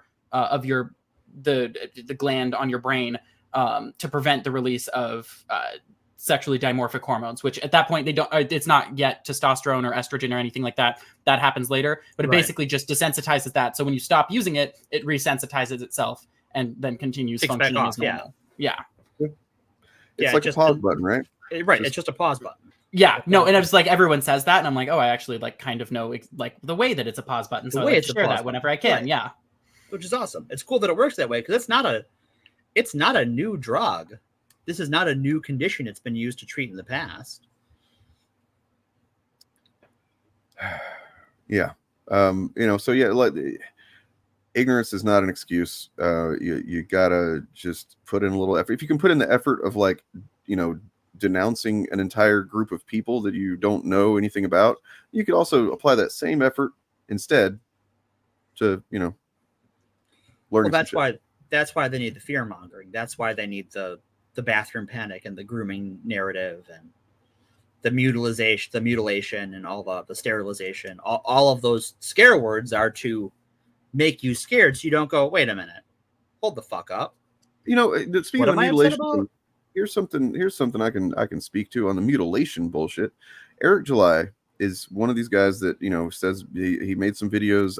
He hasn't made one specifically about it, I think, in a while, but he definitely did, like last year, where he was talking about kids being mutilated, and he's on Twitter saying these kids are being mutilated, blah blah. If you're cool with kids being mutilated, you're a fucking piece of shit, you're evil. And I'm just like, I asked at one point on stream, I was like, has he ever talked about circumcision? They never do. Not because from personal experience, I was quote unquote mutilated. Look, I'm torn on it, because like, I'm sorry to get too into this, but like, I'm not unhappy that I am, but at the same time, it does kind of piss me off that they chose to do this.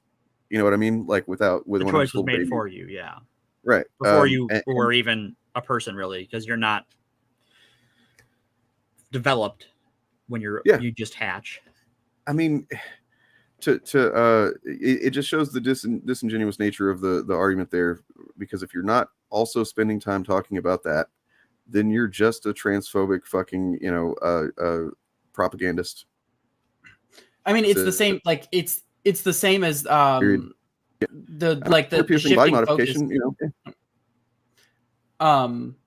The like shift in focus on the whole, and I like do not know enough about the actual controversy to speak on it at all, but the stuff between Ava Tyson and or stuff about Ava Tyson, but the conversation between, I think it was like Sneeko and Moist Critical, where like people were glomming on to the fact that that Charlie said something about like if your parents consent, you should be able to transition, when Sneeko is over here saying that adults should be able to marry 15-year-olds. And they're all like, oh, look at that. Like, it's just flat out like people are focusing on the one good position when this guy over here is like literal child marriage enthusiast. Yeah, exactly.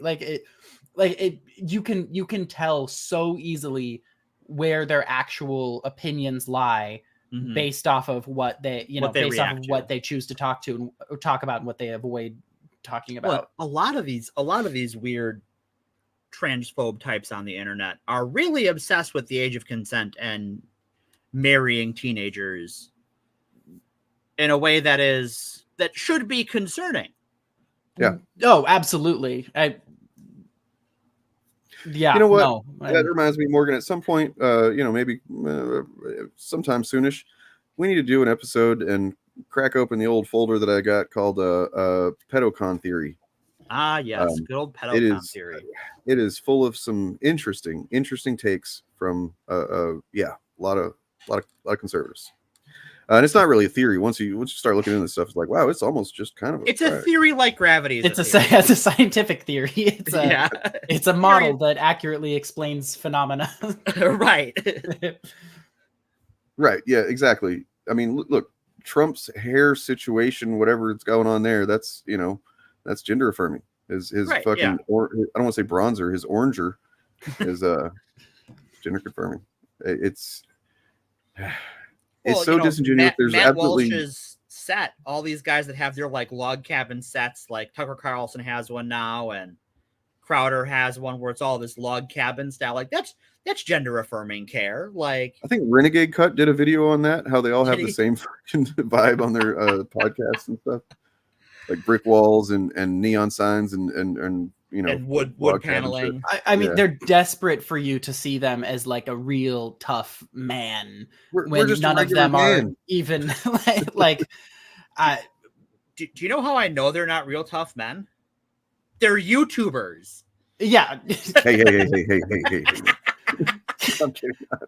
No, I mean, I like seriously, unless the entirety of your YouTube content is somebody else filming you doing cool, like badass shit or whatever. Like if your job is sitting in front of a set to talk about, like, I'm sorry, you're not a fucking caveman. You're not right.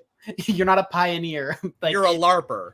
And that's fine. It's not a bad thing. I mean, I guess if you do that on the side, like that's also fine. But if you just want people to see you as that almost instantly precludes you from being that. All right, we're almost halfway through this fucking thing. Let's soldier on.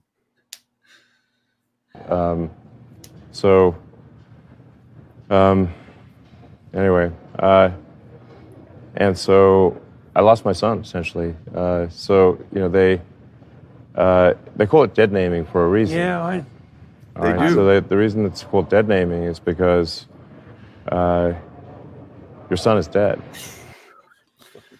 No. I love when people do the reason they call it this is because some reason I just came up with. Like they don't even this up. Like they're too insecure to even like tell it as like some joke they came up with. Like, the reason they say they have to present it as like some serious finding when there's a very, very simple explanation for all of the words that are used. Like none of the vocabulary is that complicated. Nope. Well, and they clearly understand how to do it correctly because they did it with Caitlyn Jenner earlier in the interview. Neither of them struggled to So like my understanding at one point for I guess several years was really kind of that basically but more recently I've come to, or I heard an explanation that's more about, maybe that was you, Morgan, I don't remember. It was Chariot. Okay, yeah, it was Chariot. Yes. I don't know if that's more the more accurate thing. I think the origin story Chariot gave for it is a more accurate origin story, but I think in common use, right, it's the one you don't use anymore. Like right. I think both of those are true. What Musk is saying is not. It turns out Elon Musk's child is very much alive. She's doing well. Very well. She thinks her dad's a deadbeat and a shit stain. And to her credit, she is, or he is. I was gonna say when he first started talking, it reminded me of like some of those of some of the like comics and stuff that people make or whatever, where he's like, I have no son. And it's like, depending on the next sentence, that could be either a really good thing to say or a really bad thing to say. Like, right. Yep. So do you want to explain what Chariot had said, or do you remember? Yeah, so it's the other origin story of it is that it is the reason it's called a dead name is because a lot of trans people are not in a position to change their names historically or even in the present. That shit costs money.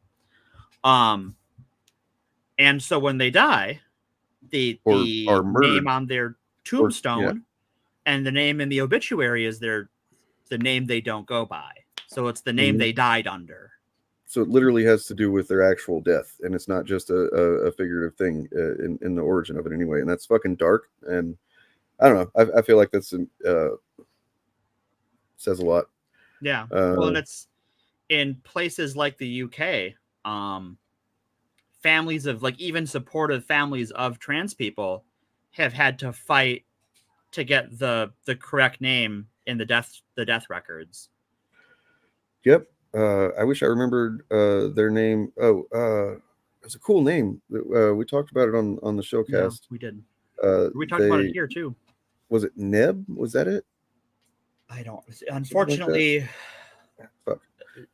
A lot of trans people have been killed, and it's hard to keep it all straight at this point. Yeah, are you talking about Next Benedict? Next, that's what it was. Yes. That's a fucking cool name. I didn't remember that. Yeah. I mean, I think I saw that there were several outlets that were doing it right, but I, of course, probably sought those out to a degree or was seeing them shared by people that look for good outlets. And I'm sure there was a lot more that were not. Yeah, and that's the other thing. To touch on something sketchy is saying some people change their name without transitioning. That's also true. And also, in some places, it is one thing to change your name and another to change your gender marker on your ID. And some people will just do the one they can do.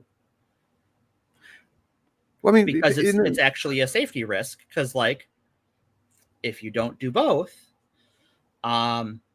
and you look a certain way and your ID says something different, it can cause ramifications with law enforcement. People change their names all the time when they get married. Yeah. That's what I've always kind of related it to as using someone's chosen name or new name or whatever. It's like you would not hesitate to use a woman or, more and more increasingly these days, men will change their last names. You will not hesitate to use their new name, last name, right? If you didn't, if you just chose to keep using their maiden name or whatever, they'd get rightfully pissed at you about that. And you would, it's pretty understandable in every other context.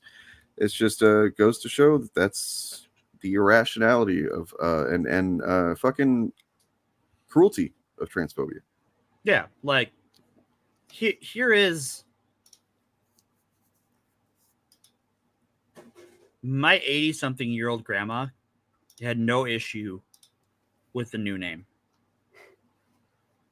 I don't know that she can remember what day it is sometimes. She got the name change right away. And she's not like some big hippie liberal, leftist, communist. She is unpleasantly right-wing. Yeah. Well, do you have any interesting dreams to tell us about? That would involve me sleeping, and I don't do much of that. I have this coffee shit I do instead. It's delicious. Yeah. All right, let's fucking hear some more of this dumb shit. We're over the halfway mark. So my son Xavier is dead. Killed by the woke mind virus. Oh my god. I'm killed by the thing I made up. The thing is, this might be a hot take, but I do believe that the woke mind virus is a real thing. It's just the opposite of what they think it is. It's what they have, right? The idea, this mind virus is the thing of you thinking that wokeness is something that is relevant, it actually is accurate in any way, that it isn't just a fucking thought-terminating cliche, that all the things that the right wants people to be against, be distracted with, or shoved up underneath that word woke, and then cranked into fucking algorithms, and yeah, that's the virus. It's like self-flagellating hypochondria. Yeah. I must fight against the woke mind virus, and I must not enjoy life, and I must make everyone, including myself, as miserable as possible. And that's the thing. Elon is such a fucking moron. This is the kind of thing that you cringe when somebody says it just on the internet, like just some rando on the internet says it. You're just like, oh God, can't believe you said that. And now here's this guy just saying it like it's some real fucking thing. Like, here is what I would do. Like, crazy millionaire money. If I was on the board of Tesla, I'd be like, okay, Elon, we're going to tie your raise to how many times you say woke or woke mind virus. And every time you say it or type it anywhere, we're just going to dock your pay. And he will become the lowest paid CEO in America. I did see some people saying that this interview, the things he says here, could actually have some ramifications as far as his companies go. I don't know. I'd like to see that happen. I have to imagine that the reason my theory as to the reason why he walked back his Trump pack is that Trump, one of the few things he has been consistent on is regulating against electric vehicles. Mm-hmm. And you, Elon Musk, are the CEO of Tesla, the most famous EV company on the planet. You are that is called corporate neglect, sir. You are not doing your duty to the company. Man's got lobbyists over here like pushing for increasing regulation on his company, like right. Working class hero. Yeah, his lobbyists, like, because Tesla's got lobbyists, of course they do. Trying to get more tax credits and stuff for Tesla and for EVs and stuff, and they're the ones who pushed the big charging station uniformity, so that more charging stations use a uniform plug, and they pushed the federal government to adopt the Tesla plug. That's his lobbyists. So his lobbyists have to be like, dude, what the fuck? What are you paying me for? They're playing it on hard mode. Yeah, they're playing. When you have to imagine some of those lobbyists, right? Like they went to law school, like I'm gonna lobby for Tesla, for this green company to save the planet and reduce pollution, and then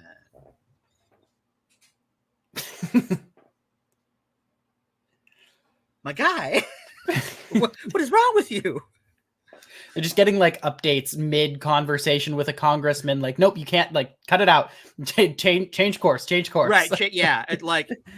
Those lobbyists have to just like go through cell phones because they're throwing them against walls all the time. They all have old Nokias that just go through the wall. Just you bean Marjorie Taylor Greene in the head because it went through 3 walls into her office. It's just the fucking shot from Incredibles. Like, yes.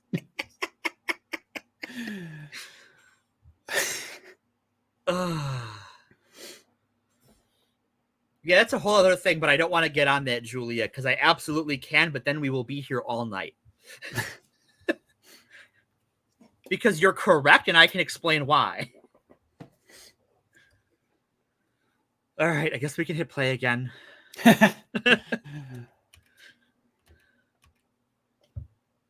Dane's escaped. Dane's punched out. He's punched his ticket. He's had enough. Who can blame him? I don't blame him.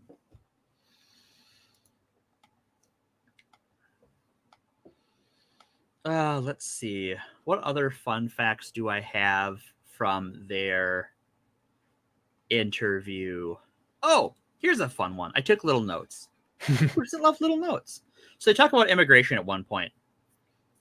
And Peterson is going on about how bad immigration is, while Musk is talking about how he worked to lobby against restrictive immigration policies so that he could hire non-permanent U.S. residents to work at SpaceX, because as a government contracting company, because everything SpaceX does is owned by NASA effectively, you have to be a permanent resident of the U.S. to work at SpaceX.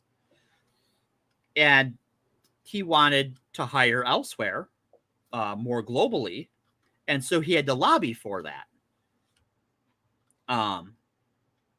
And so you have him. This is one of those them talking past each other, where Peterson is like blah blah blah blah blah. Immigration is bad, and Musk is like, yeah, it's totally bad. Look how I brought immigrants into my business in this secure industry that is governed by NASA. And it's like,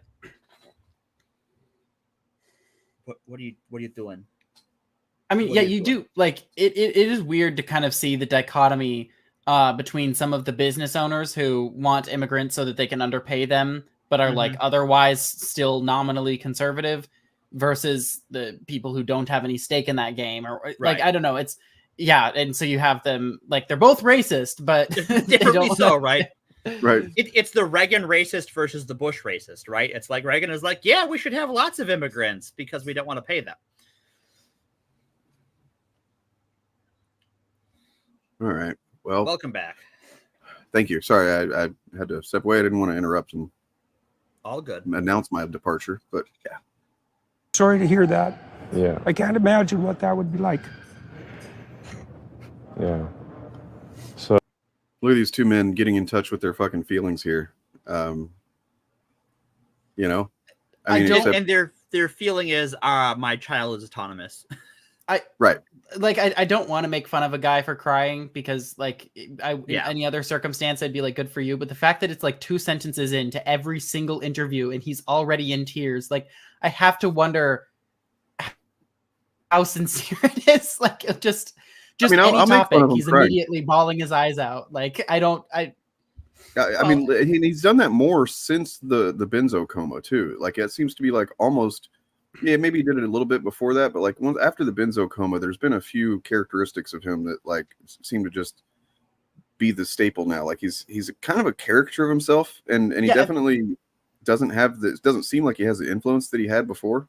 That's the thing. It feels like it's a part of his brand. It's not like there have been old interviews where I watch where like Peterson gets emotional, where I'm like, even though I hate this guy, like I can like I feel it in that moment. You know, I feel the pain that you're experiencing, but now it feels like it's so much a part of his brand that he's probably had to like coach himself on crying on command or whatever to be able to literally where Peterson the person and Peterson the brand, where the border is non-existent now.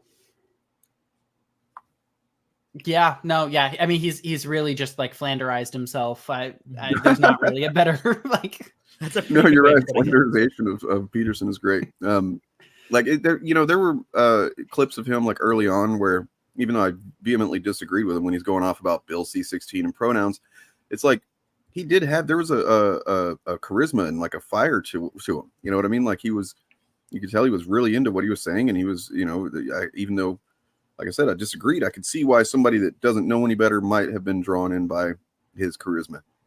And now he's just like, it's just going through the motions, and it's all like kind of monotone and like weak sounding. He just sounds weak, you know? I have a friend who's a recovering fan of Peterson who, my condolences. Yeah, he's gotten a lot better. Who thinks that his daughter has kind of pushed him into this continuing career after he recovered from the coma. Because she tried to do her own influencing brand and it didn't really work. No, that's true. No, because I was following him and I used to see her pushed so hard, and I haven't seen her recently. Yeah, that she's sort of like taken on like a manager role for his brand. I think that's accurate, because I don't know if anybody knew this or remembers it whenever it happened. I should have made a video whenever it happened, but you might remember that a couple of years ago I made a video whenever there was a comic book, Captain America comic book, written by, I believe, Ta-Nehisi Coates. Oh, yeah. Literally took words that Peterson had said and made them what Red Skull was saying about the sword of manhood and all this, fucking fascist, bullshit. And of course the right fucking, oh my God, how could he do that? And Peterson had some stuff to say about it or whatever. And I made a video where, and I think it was literally the last video where I wore a mask, like before I was really like stopped wearing a mask all the time. And I said, it's actually perfect. I mean, like it's actually really well written Red Skull, and it works perfectly in the context of the story. Just, and I kind of went off about the reasons why he's, I said a lot of shit, valid criticism. And then I kind of made a little snide remark about him, going into a benzo coma. And then I said, unfortunately, he survived. Oh, and they that got very upset by that. That was the fucking, oh my God, they were fucking clutching their pearls so hard in my comments. Didn't she end up in your comments? She did. I didn't find it until months later when I was looking through my filtered comments and I saw that, like, I was like, Michaela Peterson. I was like, oh, that's not the real Michaela. And I looked, oh my God, it is the real the real Michaela Peterson. Yep. She fucking commented and she was like, oh, how unfortunately he survived. That shows to the compassion of blah, blah, blah, or whatever. And I was like, all the shit I said in that video, and that's the thing you zero in on. Right. I think I called her beef daughter or something like that. Anyway. Well, it goes back to that. Left. It goes back to that classic, Phantom Menace line, too. There must be a master and apprentice. And don't break the canon. No, and Jordan Peterson's whole goddamn shtick, especially post Benzo's coma, has been like wishing death upon people anyway. Like he, like literally referring to how trans affirming doctors should be treated like Nazi war criminals and stuff. Like you can't play it both ways. You can't do the like, oh, I'm the birthday boy or whatever. Like the second that it gets, I mean, he can try, right? Between saying he's gonna try. This guy lived, and I kind of wish he hadn't. You may think that's a fucking shitty thing to say, but it's not. Like it's not going to work retroactively or anything. No. It's expressing a sentiment about the past, and what they're doing is saying this is what we want to happen. This is the death we want to have happen. Right. We want to kill you, but you're mean for saying it'd have been good if life passed us by. I did organize a group of people to try and get him back on benzos, but so far we've been unsuccessful. And you're canceled. Yeah, that's it. There we go. No, it's just you with a gun in front of a table, and on the left hand is a cup of apple cider vinegar, and then on the other hand is the benzos. I was more thinking like just sitting down and having a chat with him, being like, unfortunately, like the transgenderism is here to stay. There's really only one escape, man. You've only got one shot at living out the rest of your life happy. Yeah. And you gotta. It's been a while, but I'm gonna give this a shot. Okay, give me a second here. Someday we'll cure it. The rainbow woke virus. Not bad for just coming back to it. Than me. So what we need to do is we need to like kidnap Jordan Peterson and get Dane like one of those like Mission Impossible masks and have Dane replace Jordan Peterson and just like slowly drive the message to the left. Jesus. Yeah. Your mission if you choose to accept it. And he'll be happy, like just living out his benzo addicted life. Like, right. It's. You know what? It doesn't even have to be benzos. Dealer's choice. Whatever he wants, If he wants acid, acid would be great for him. Oh yeah, ecstasy. Put both of these guys on some ecstasy. Basically already lives a life on acid. So like whatever, like I want to know what that does for him. Like what the next level of. Well, one thing that we can get into this whenever we get into the next part of this. Right now. But like Elon is pissing me off and giving a fucking bad name to ketamine treatments. Like that's like legit a drug that can really benefit a lot of people with depression. And he's just makes it look bad. Right, he's abusing it. We're almost done. We do need to get to the actual, the more fun part. I imagine, although making fun of these guys is pretty fun, but yeah. So. Yeah, and there's lots of people in that situation now. Right. It's not pretty, and lots of demolished kids. Demolished.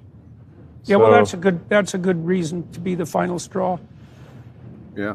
All right, so let's. So I vowed to destroy the woke mind virus after that. Okay, so Peterson had his super villain moment where he's like, what was it that he said?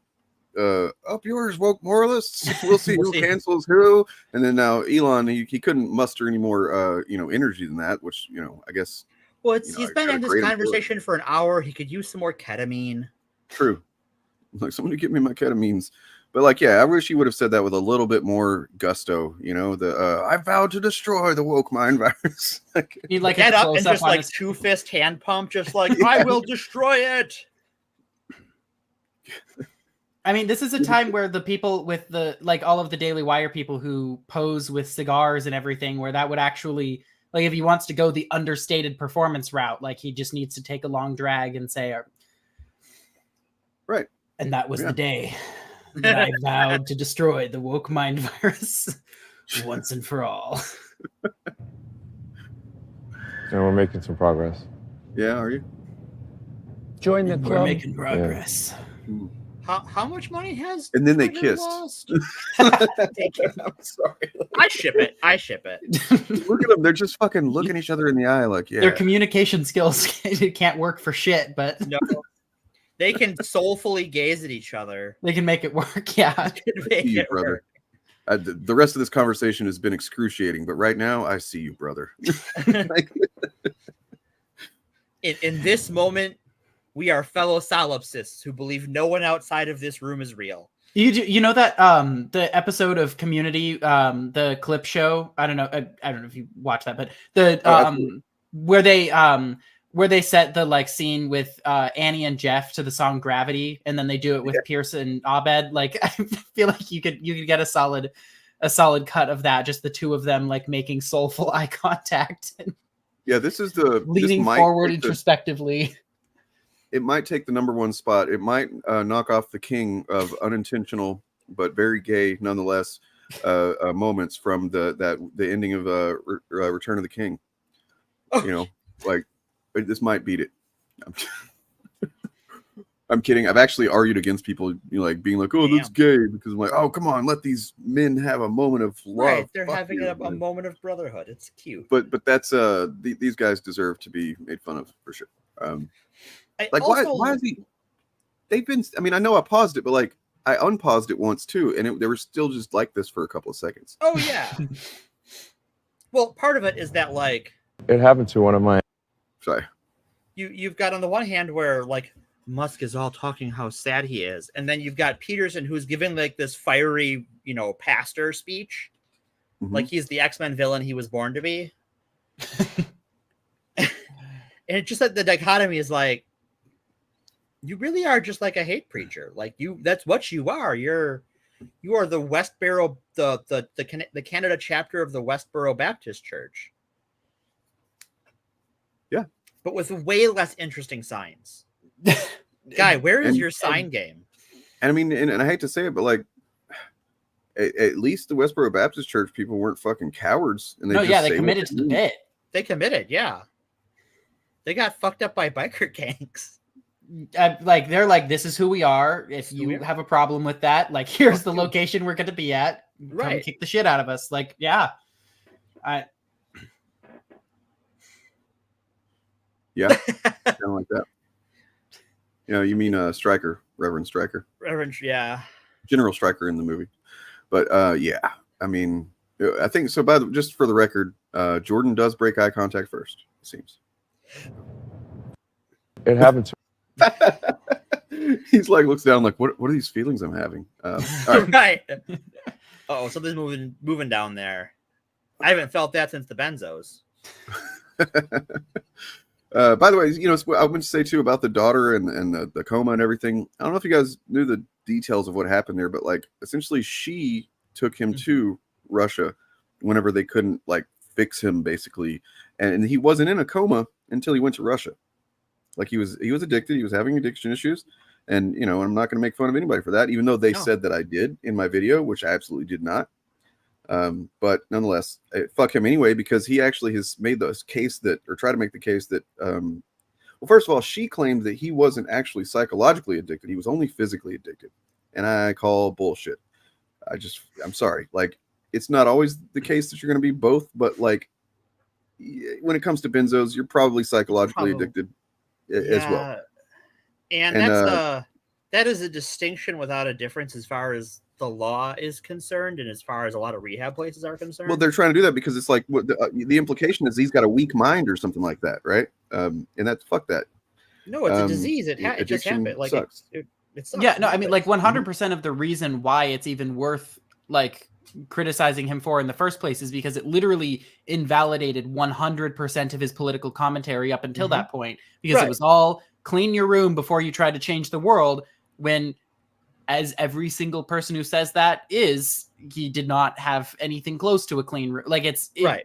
You know, like he spends all of this time stirring up hate for people who are addicted, when, as is the case for people who feel the need to do that, he was just the person he hated, you know. Plus, prior to that, he had actually said many times that addiction was essentially a character flaw. Right. That if you're was weak, a moral failing. Yeah, it was a moral failing, and then that's why I think that she wanted to make the distinction that it's not psychological, because it's just physical, or the body's weak. It's not his fault. It's his body's kind of thing. Anyway, but yeah, fuck him. Fucking Professor X over here. He's got a perfect mind. Yeah, so perfectly deranged. Now we go to the we go to Elon Musk's platform. Yay. Yay. Twitter.com. Had a couple of weirdos coming at me the last couple of days. Just like anytime I tweet about something that's not like chuds now, I tweet when I was like criticizing Rob Liefeld, and then criticizing last night it was criticizing not even criticizing, just stating that I feel like it's kind of a, maybe desperate was the wrong word, but saying Robert Downey Jr. and Marvel coming back together again was kind of like, oh, we need each other to be our best selves kind of thing. And and then somebody got really weird about it, like defensive. It's like, these are celebrities. Why are you being weird like this about it? Anyway. Well, it's not like making fun of Rob Liefeld is a new phenomena in comic fandom. And I think a lot of people do it lovingly. Yeah, I mean, not me, because not you, but I've read way more shit about Rob Liefeld than the average person. So, if you've learned what I've learned about him, then you might not be so loving. Right. Not you in particular, but yeah, people. So here we've got from Vivian on, I think it was Threads. Vivian, by the way, being the actual name of the daughter. The child that he claims is dead is not actually alive. Turns out seemingly somehow thriving without Vivian him was alive. Somehow. So this actually a response, I guess, to his some tweets about the matter. Mm-hmm. So I'll read him. Dead name was born gay and slightly autistic, 2 attributes that contribute to gender dysphoria. I knew that from when, So that's a lie. Was about 4 years old, and they would pick out clothes for me to wear, like a jacket, and tell me it was fabulous, as well as their love of musicals and theater. But then there's that part. Yeah. So I need to say this. Being gay and being autistic and having gender dysphoria are all different things that are not correlated.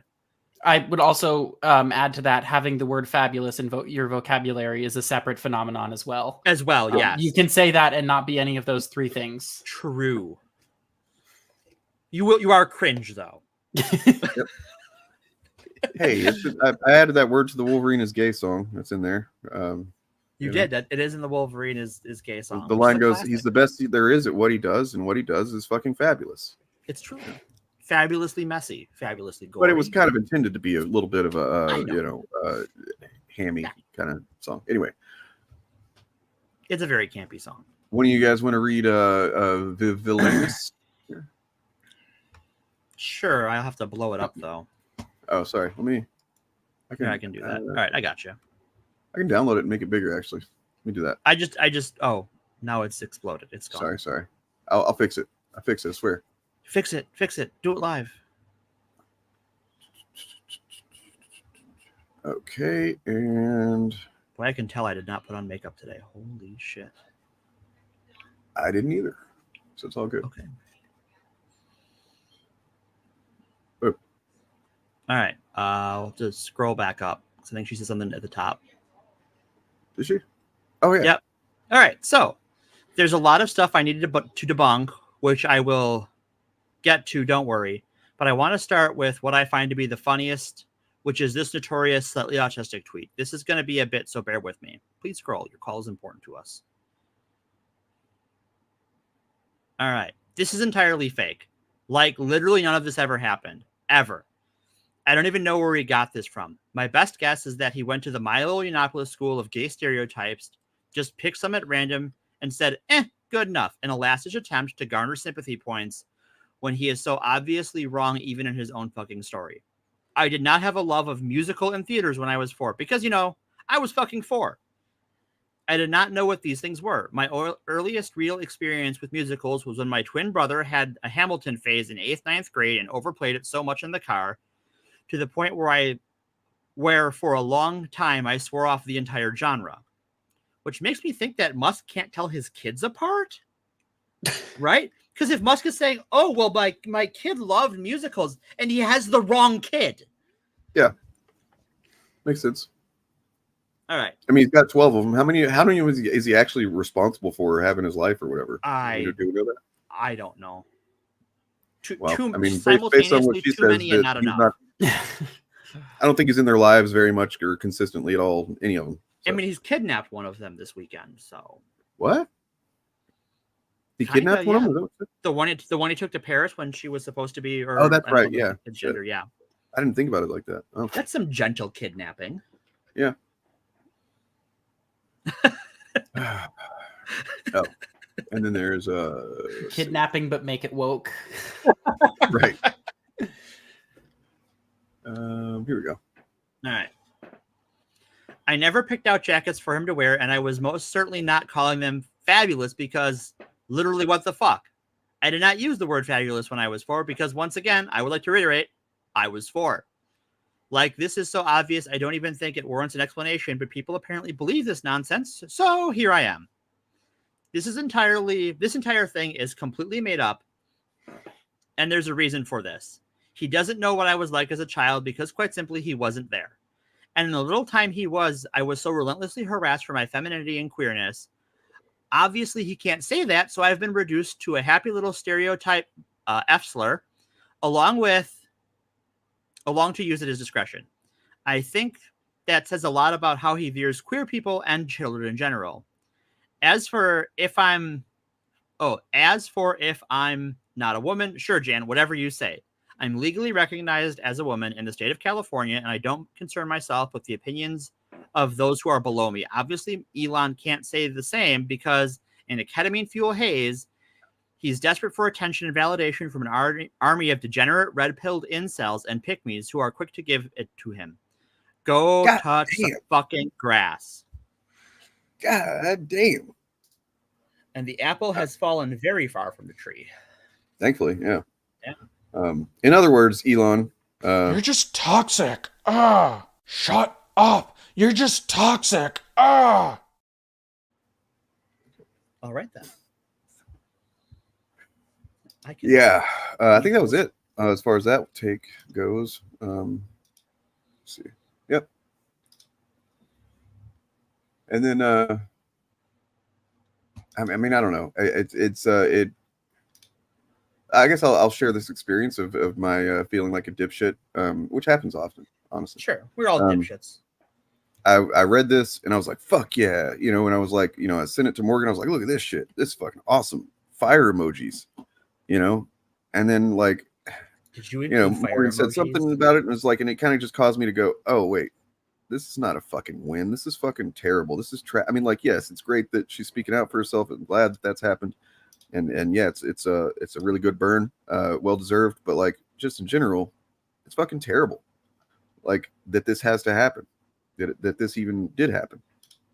And I felt like a piece of shit for a moment because I'm like, oh, I'm thinking about this as some kind of win when it's just like this is on the level of it being the breakdown of a family because of this fucking man's ego. Mm-hmm. There's that, but then he is who he is, so that also is going to have probably substantial effects on other people's families, and that sucks. Yeah. No, Sorry. I mean it's upsetting to see like the fact that like it's good to see someone get called out for the fact that they were never there. Which for me that immediately set off alarms in my head the second he was like, oh, my child would have me put on clothes and dress up or whatever. I was like, maybe this is just me, but I physically cannot picture you doing that with the kind of person that you are. But then like, it doesn't make it particularly happy when you get confirmation that that didn't happen. Right. It makes me wonder how real his, if I'm going to be good faith, if I'm going to assume he's acting, if I'm going to be maximally charitable to him, to assume his anti-trans politicking, how real that is for him, or how much it is just trying to get a group of people to like him, and how he's needed to use this child as a narrative. Well, I mean, she's not a child anymore. I think she's in her 20s. Can I tell you how I see that? Like, sure. So I believe that, and I think that the evidence kind of backs this up. We've seen that he's somebody with a very fragile ego, probably, maybe, possibly. I'm not an expert or a professional, but narcissistic personality disorder potentially. It's possible. You know, so like he a decade ago, he was the man. As somebody pointed out at the beginning of the stream, a decade ago, he was an Iron Man 2. He was right. literally like, you know, people called him the real life Tony Stark. Yeah. You know, and sadly, I fucking bought into that for a while. I thought that was true because, you know, if you don't look into anything, a guy like him with a good, you know, I guess he's got a really good PR firm, or he did. You know, he made a lot of people believe that shit. You know, just by owning companies. We didn't know about, a lot of people didn't know about the fucking emerald mines that he was born into the wealth of. Well, and a lot of people didn't know that he doesn't do anything at those companies besides just run the show. Yeah, I think eventually, like, a fair number of people would have figured that out, but I don't think it would have been this many if he hadn't opened his mouth. Yeah. Like, so the way I see it is like he was actually a darling of you know, kind of liberals. You know, he was appealing to them, and they were appealing to him, and it seemed like it was just like one of those. It was kind of cool, really, to be a liberal at the time, and to see that there's one of the smartest guys in the world, one of the richest guys in the world. And the climate change stuff too. Like you thought, oh, he's actually doing something to prevent it or whatever. Right. Yeah. Bought into the hype and stuff, and then I think that over time it became clearer and clearer. On one hand, you had a lot of really fucking desperate, I don't want to call them all incels, but definitely some of them, you know, just kind of like young men who were desperate to have a fucking, you know, father figure role model type, same type that appeal to that Jordan Peterson appeals to. You know, they glommed onto him, and he has this little cult develop around him, underneath him. And at the exact same time, other people, though, were being more critical of him and what, you know, finding out more information about him and who he really was, and that he really doesn't, you know, he hasn't invented a goddamn thing, you know, things like that. And there started to be this kind of like, you know, more along at the same time, you know, you had Bernie and more leftward push from certain liberals, and people started being more critical of, you know, billionaires and corporations in general. And so he fell out of favor with a lot of the same people that he was probably fucking riding high for a few years there, right? Like he was on top of the world, and in his mind, I'm sure it was never going to change. Then it did change. It started to change, and then he started, you know, probably he gets on Twitter, and it seemed like he was on there a lot. And he was seeing a lot of the very funny shit that people would talk about him, you know, as well as just like posting pictures of him with his shirt off and fat shaming him and all that. And it's like that all that shit kind of got to him, I think. As well as at the same time, didn't Grimes leave him for like a trans person or something like that? Chelsea Manning, yeah. Oh, okay, yeah. Well, I didn't know it was Chelsea. Really? Yeah, it was Chelsea Manning. Yeah. What the fuck? That's crazy, but cool. It is, okay. small world. The other thing is that I think one of the things that you've seen, not just him, but a lot of media personalities, or celebrities who get caught being scumbags just move rightward to chase that audience because that audience doesn't care if you're a scumbag or not. Right. Because he was calling that rescue diver a pedophile because the rescue diver didn't want to use his submersible. That was where he lost me. I was like, what the fuck are you doing, man? Like, and then so there was some stuff about him paying off a woman he slept with. Tried to offer a horse. Tried to offer a horse. Yep. I believe so. Different situation. On his jet. On his jet. Yep. Yeah. So yep. It just, these things came out about him. For a horse. Cool, man. There's being a public scumbag is not typically tolerated in online polite society, and so you go to online impolite society for your attention. Unless you own the platform. That's why he bought the platform. Right. And that's why you can call people the R slur and the N slur, but you can't call people the C word. cis. Yeah, you can't call people cis. You can post literal Holocaust denial, but you can't post sketchy code from Twitter's back end. As we looked at a couple weeks ago or so, I showed that I had found and downloaded a literal half-hour straight up Nazi documentary right propaganda Twitter, yeah. for anti-Jewish documentary. What big air quotes there. Somewhat slickly produced and stuff, and it's just just right there. Don't give it that much credit. That is some shoddy ass AI art. Okay, let me let me be more. It is slickly produced for people that don't know any better. How about that? You do not, under any circumstances, have to hand it to the Nazis. True. The kind of people, let me say, I wasn't handing it to the Nazis. Okay. I know. No, what I mean is, the people that would fall for that kind of propaganda, it definitely looks like slick fucking, level shit. So, because they're not the best. If you're an easily amused adult child, sure. Yeah. Horse mentioned. No Vosh. Nope. No Vosh. No, God damn it. No, go back, Vosh. We know that's your alt. It's fine. So that's the way I see his timeline over the last decade and a half or so, and then how he ended up where he is. I mean, I wouldn't be so confident about that if we didn't know all this stuff about his personal failings and his personal relationships being the way they are. And it's like, rather than try to understand, who trans people are, rather than try and understand, I mean, I can't imagine it's easy to come to terms with the fact you see people like lefties criticizing you for being born a billionaire, and that, like, just without even trying, essentially you and your family are responsible for, his family's definitely tried, but him just being born into it, was born into harmful circumstance. People to a family that harmed a lot of people, slavery, right? Fucking like he didn't harm anyone to get that privilege, but he's never grappled with it, and he has proven to be okay with causing the suffering of others. Especially so what when you do? You make everybody else the fucking enemy at that point. Anybody that is willing to criticize you for that type of shit, anybody who that supports your kid who I can't believe my kid won't just live out my legacy and has actually rejected me and shit like that. It's all big fucking cope, and it would just be pathetic and not even really worth looking at if he wasn't the richest guy in the world, allegedly. Here is another thing that sort of is not touched on as much. As far as his support for right-wing causes and politicians, the Biden Labor Department has looked into his companies because they have some sketchy treatment of their employees and some sketchy hiring practices that have been at the scale that the Department of Labor is paying attention, which you really have to work at.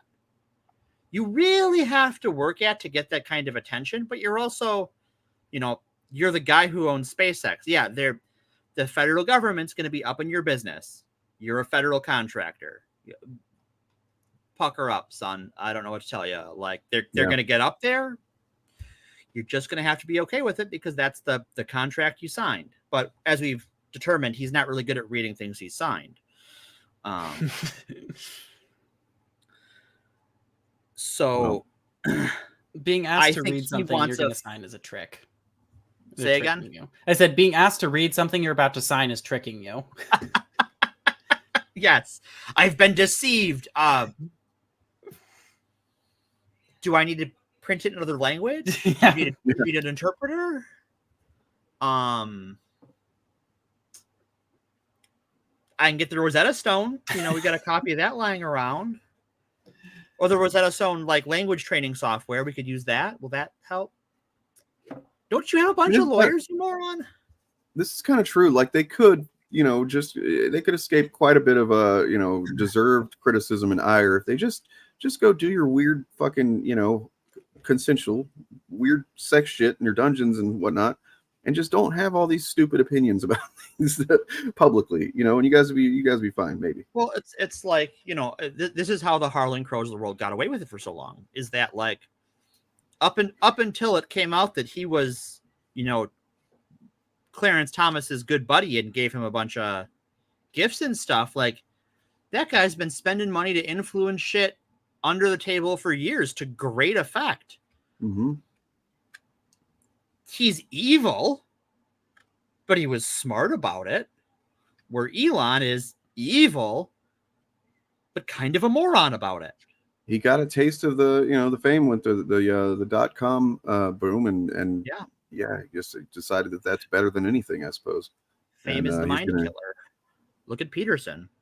Fame rotted that guy's brain faster Well, also than anything. benzo comas are mind killers, but well, I think the benzos, like the guy had a wife with cancer and a crazy tour schedule. Like, sure, yeah, understandable. And like he could have just picked up his clinical practice and his teaching, and so I always make sure to say benzo coma because it's not the benzos that I make fun of. It's the fact that his daughter took him to Russia and put him in a medically induced coma, and which was unnecessary. Yeah, totally unnecessary.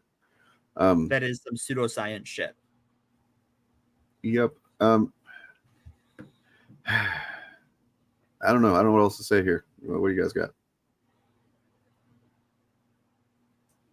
What a bunch of morons.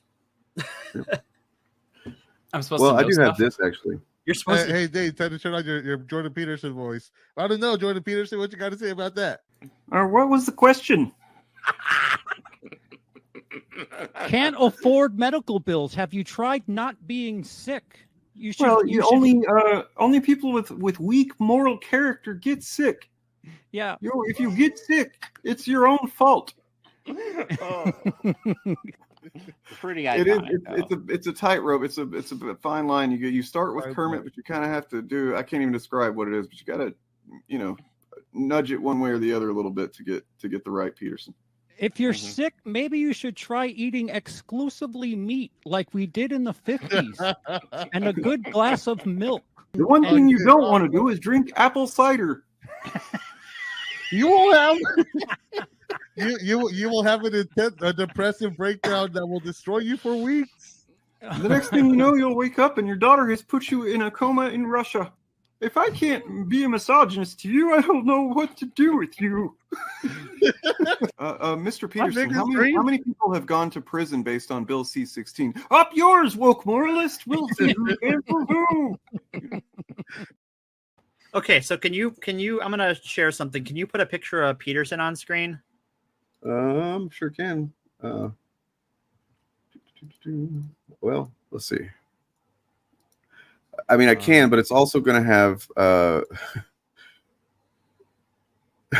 Okay, so the picture on the left there, and I want to share that window.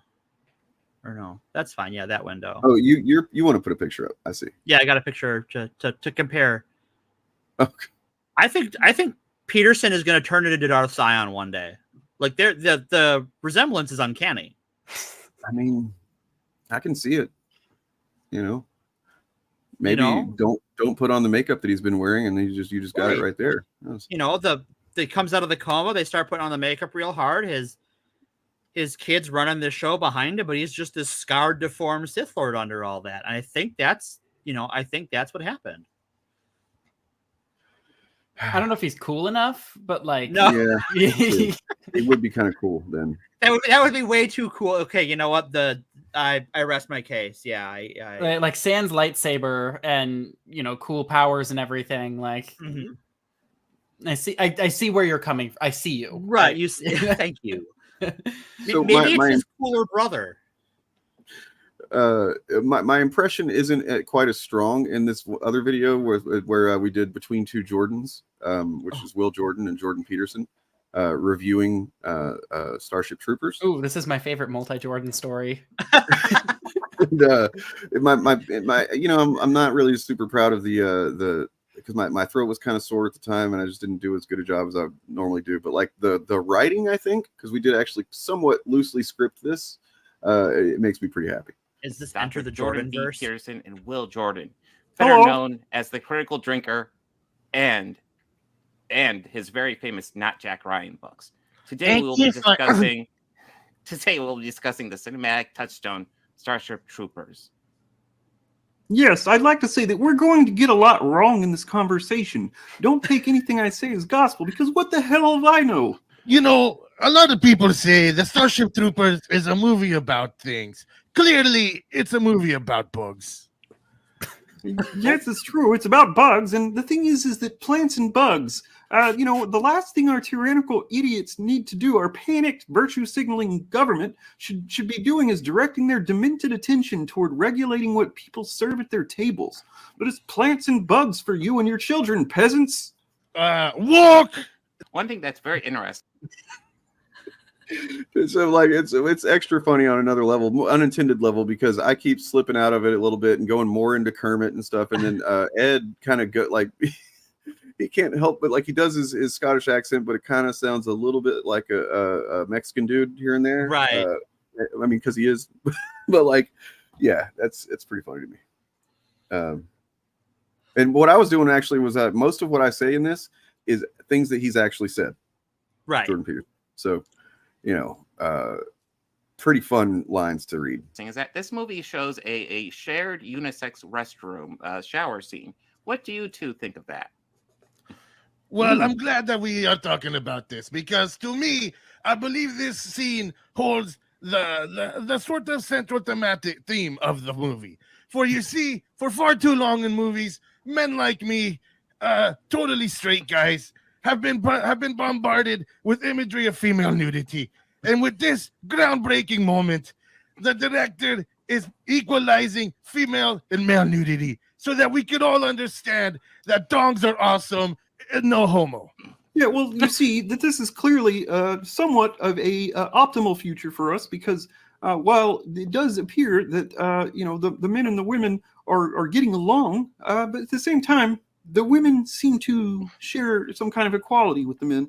And, politically correct HR departments assault the archetype of the transcendent architecture of meaning based on their bloody intolerance for reason itself. So don't forget to wash your penis. The fuck? So, all right. It was on. I just got it. All right. It's true. No, Peterson is like that evil Kermit the Frog meme. Yeah. But less funny and less adorable. Peterson would, if Peterson was half as cool as a Muppet, we wouldn't be here today making fun of him. That's true. That's true. Yeah, anyway, that's all I got. I just figured I'd pull those up and hopefully we could laugh at it. If not laugh at the intended effect of those clips, then just laugh at, the cringe of it. So I laughed at both the cringe and the attended message. Good. Both parts, yeah. So what let's see, this week we got to look forward to Shillcast coming back on Wednesday. Woo, Shillcast. I think we'll be down a turf still until next week, but yeah, we're gonna be talking about this really weird phenomenon that some of the chuds are talking about. It's kind of bizarre how Deadpool and Wolverine, the movie, has done so well. It's very successful so far. Seems like it's gonna keep going, being successful. Sure. It's really fucking just destroying woke Disney and the MCU, okay? With how good it is and how it's doing everything right, and it's really destroying the MCU. So yeah. They're saying I get that these guys share one barely working brain cell, but good gravy, could they get a writer? I mean, like they did it with Avatar. I remember the last time we really covered something like this was they did it with Avatar 2, and it was like, okay, kind of understandable that they would try and get away with this, considering maybe a lot of people don't realize that Avatar is a Disney product. Okay. But in this case, it's like, you guys, basically the point I'm going to try and make is if you're in these people's audience at this point, you realize how stupid they think you are. Like, they think you're fucking stupid. They hate you, you know? Anyway. Yeah, it just like, well, and I think it's easy, right? It's just the most brain dead take if you're someone like that, because it's a movie with 2 white male leads and a woman villain. Hey, yeah. That people were getting upset about too in the trailers. Right. For no reason. For being they're like, oh, they gender swapped Professor X or whatever, like, because they've never read a comic book in their Well, life. except for Nerdrotic, who thought it was Polaris. Which is a different comic book character. Yep. Not only Famously has not hair, bald. has green hair. Has very beautiful green hair. He's very distinct. Not jealous at all. I will say that the actor they got to play Cassandra Cain looks like if McAvoy was on HRT. Kind of, yeah. No, throughout the movie, I'm like, God damn, that's rude. My girlfriend turned to me like 3 times to say that. It's like, it's insane. How did they do that? Yeah, I did notice that too. You said Cassandra Cain. Did I? Yeah, Batgirl. It was Batgirl. I was literally reading a Batman comic with her in it earlier, so I could have done the same thing. All right, take my nerd card. Yeah, Cassandra Nova. Yeah, getting some names mixed up. How dare you? How dare I? How dare you? But speaking of names, Polaris, her last name is my first name. That's pretty cool. That's true. That's true. She was great as Cassandra Nova too. I wish we'd have gotten more of her in the movie, but I don't want to say more than that because Dane hasn't seen it yet. Well, I was going to ask also, does anybody know? Give me the damn money, Glenn. But if Glenn wants to give me the money, I'll take it. We need the Glenn bucks. Well, yeah, give us the Glenn bucks, Come on. man. Damn, where is it at? Where's Glenn bucks? I don't know. Edgy, you got the Glenn bucks for us? We're doing this live? Like we're like I in private chat, or like can I Where's my Glenn bucks at? Yeah, we told you if you're gonna come on this show, you got to have the Glenn bucks, right? Didn't we tell you? Yeah, I guess I just got the impression that was like a DL kind of a thing. But like, if we're going mask off, like, no, I'm down. Right. I've been waiting to finally be myself, and like really... we're trying to be the honest version of fan content over here. So like, yeah, we're totally Blaze funded over here. Oh, I think I just misread the contract. That's on me. Yeah. Okay. Well, you and Elon Musk then must share a lawyer then. Yeah, no, I expect a wire transfer. If you could, since we're doing this live, if I could get like debit card number, account information, like all of that, My social while we're at it. Yeah, Sure. Okay. Yeah. Yeah, the fun little numbers on the back. Yeah. Mother's maiden name, all that fun stuff too. Yeah, sure, no problem. Well, does anybody want to promote themselves or anything else or say anything before we head on out of here for today? Can I shill something me related that's not exactly YouTube? Absolutely. Please do. Absolutely. At some point, I mean, you definitely, come check me out on the YouTubes and everything. And at some point, hopefully in the relatively near future, you'll get an announcement on my book that is hopefully coming out by the end of the year. So, yeah. Let me shill for that. Shill, Absolutely. And Edgier Than Thou is linked in the description of this stream and all streams on this channel. So, along with some other fine folks you could check out if you're looking for some content that you hadn't seen. It's a pretty good grouping of folks that are honest and not shitheads, and it's a good content. Mostly entertaining. Mostly, except for that one. You know who it is. You know who it is. No, you know who the one you don't like is. All right. Yeah, Morgan. Thanks for watching that, taking that bullet for us. Yeah, I jumped on that grenade. Yeah. The attempt in my life has left me deformed. Got an ear band-aid. Yeah, you got a little boo-boo. I saw a photo that apparently is a recent photo from like the other day or something, when his ear's uncovered and you can't even see anything. Yeah. There's nothing there. Like, got a really good plastic surgeon, I'm sure. Oh yeah, almost certainly. I mean, you would, but does he? Because like, I don't know. Have you seen the guy? Anyway. Not going to get any further into that. I look perfect. I'm the most perfect looking president. It's a little too Bernie Sanders for that impersonation. So I'm sorry, Bernie. All right. Well, y'all have a good one. Please like and subscribe, by the way. I don't think I said that the entire freaking stream because I'm an awesome YouTuber, guys. You're a pro. Take care of yourselves and peace. Chancellor, I know no one seems to want to discuss this, but if we're to be prepared for any eventuality, then it can't be ignored any longer. Time to invest, both in the requisite surgical skills and perhaps in any industry associated with this vicious and unconscionable fad, primarily entangling, as such things so often do, the youthful and female. And I'm not taking down that tweet or acknowledging that my tweet violated the Twitter rules. Up yours, woke moralists. We'll see who cancels who. Do not come.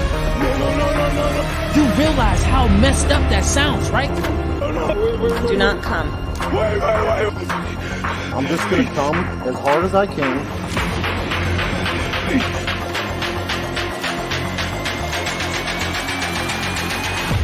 Come.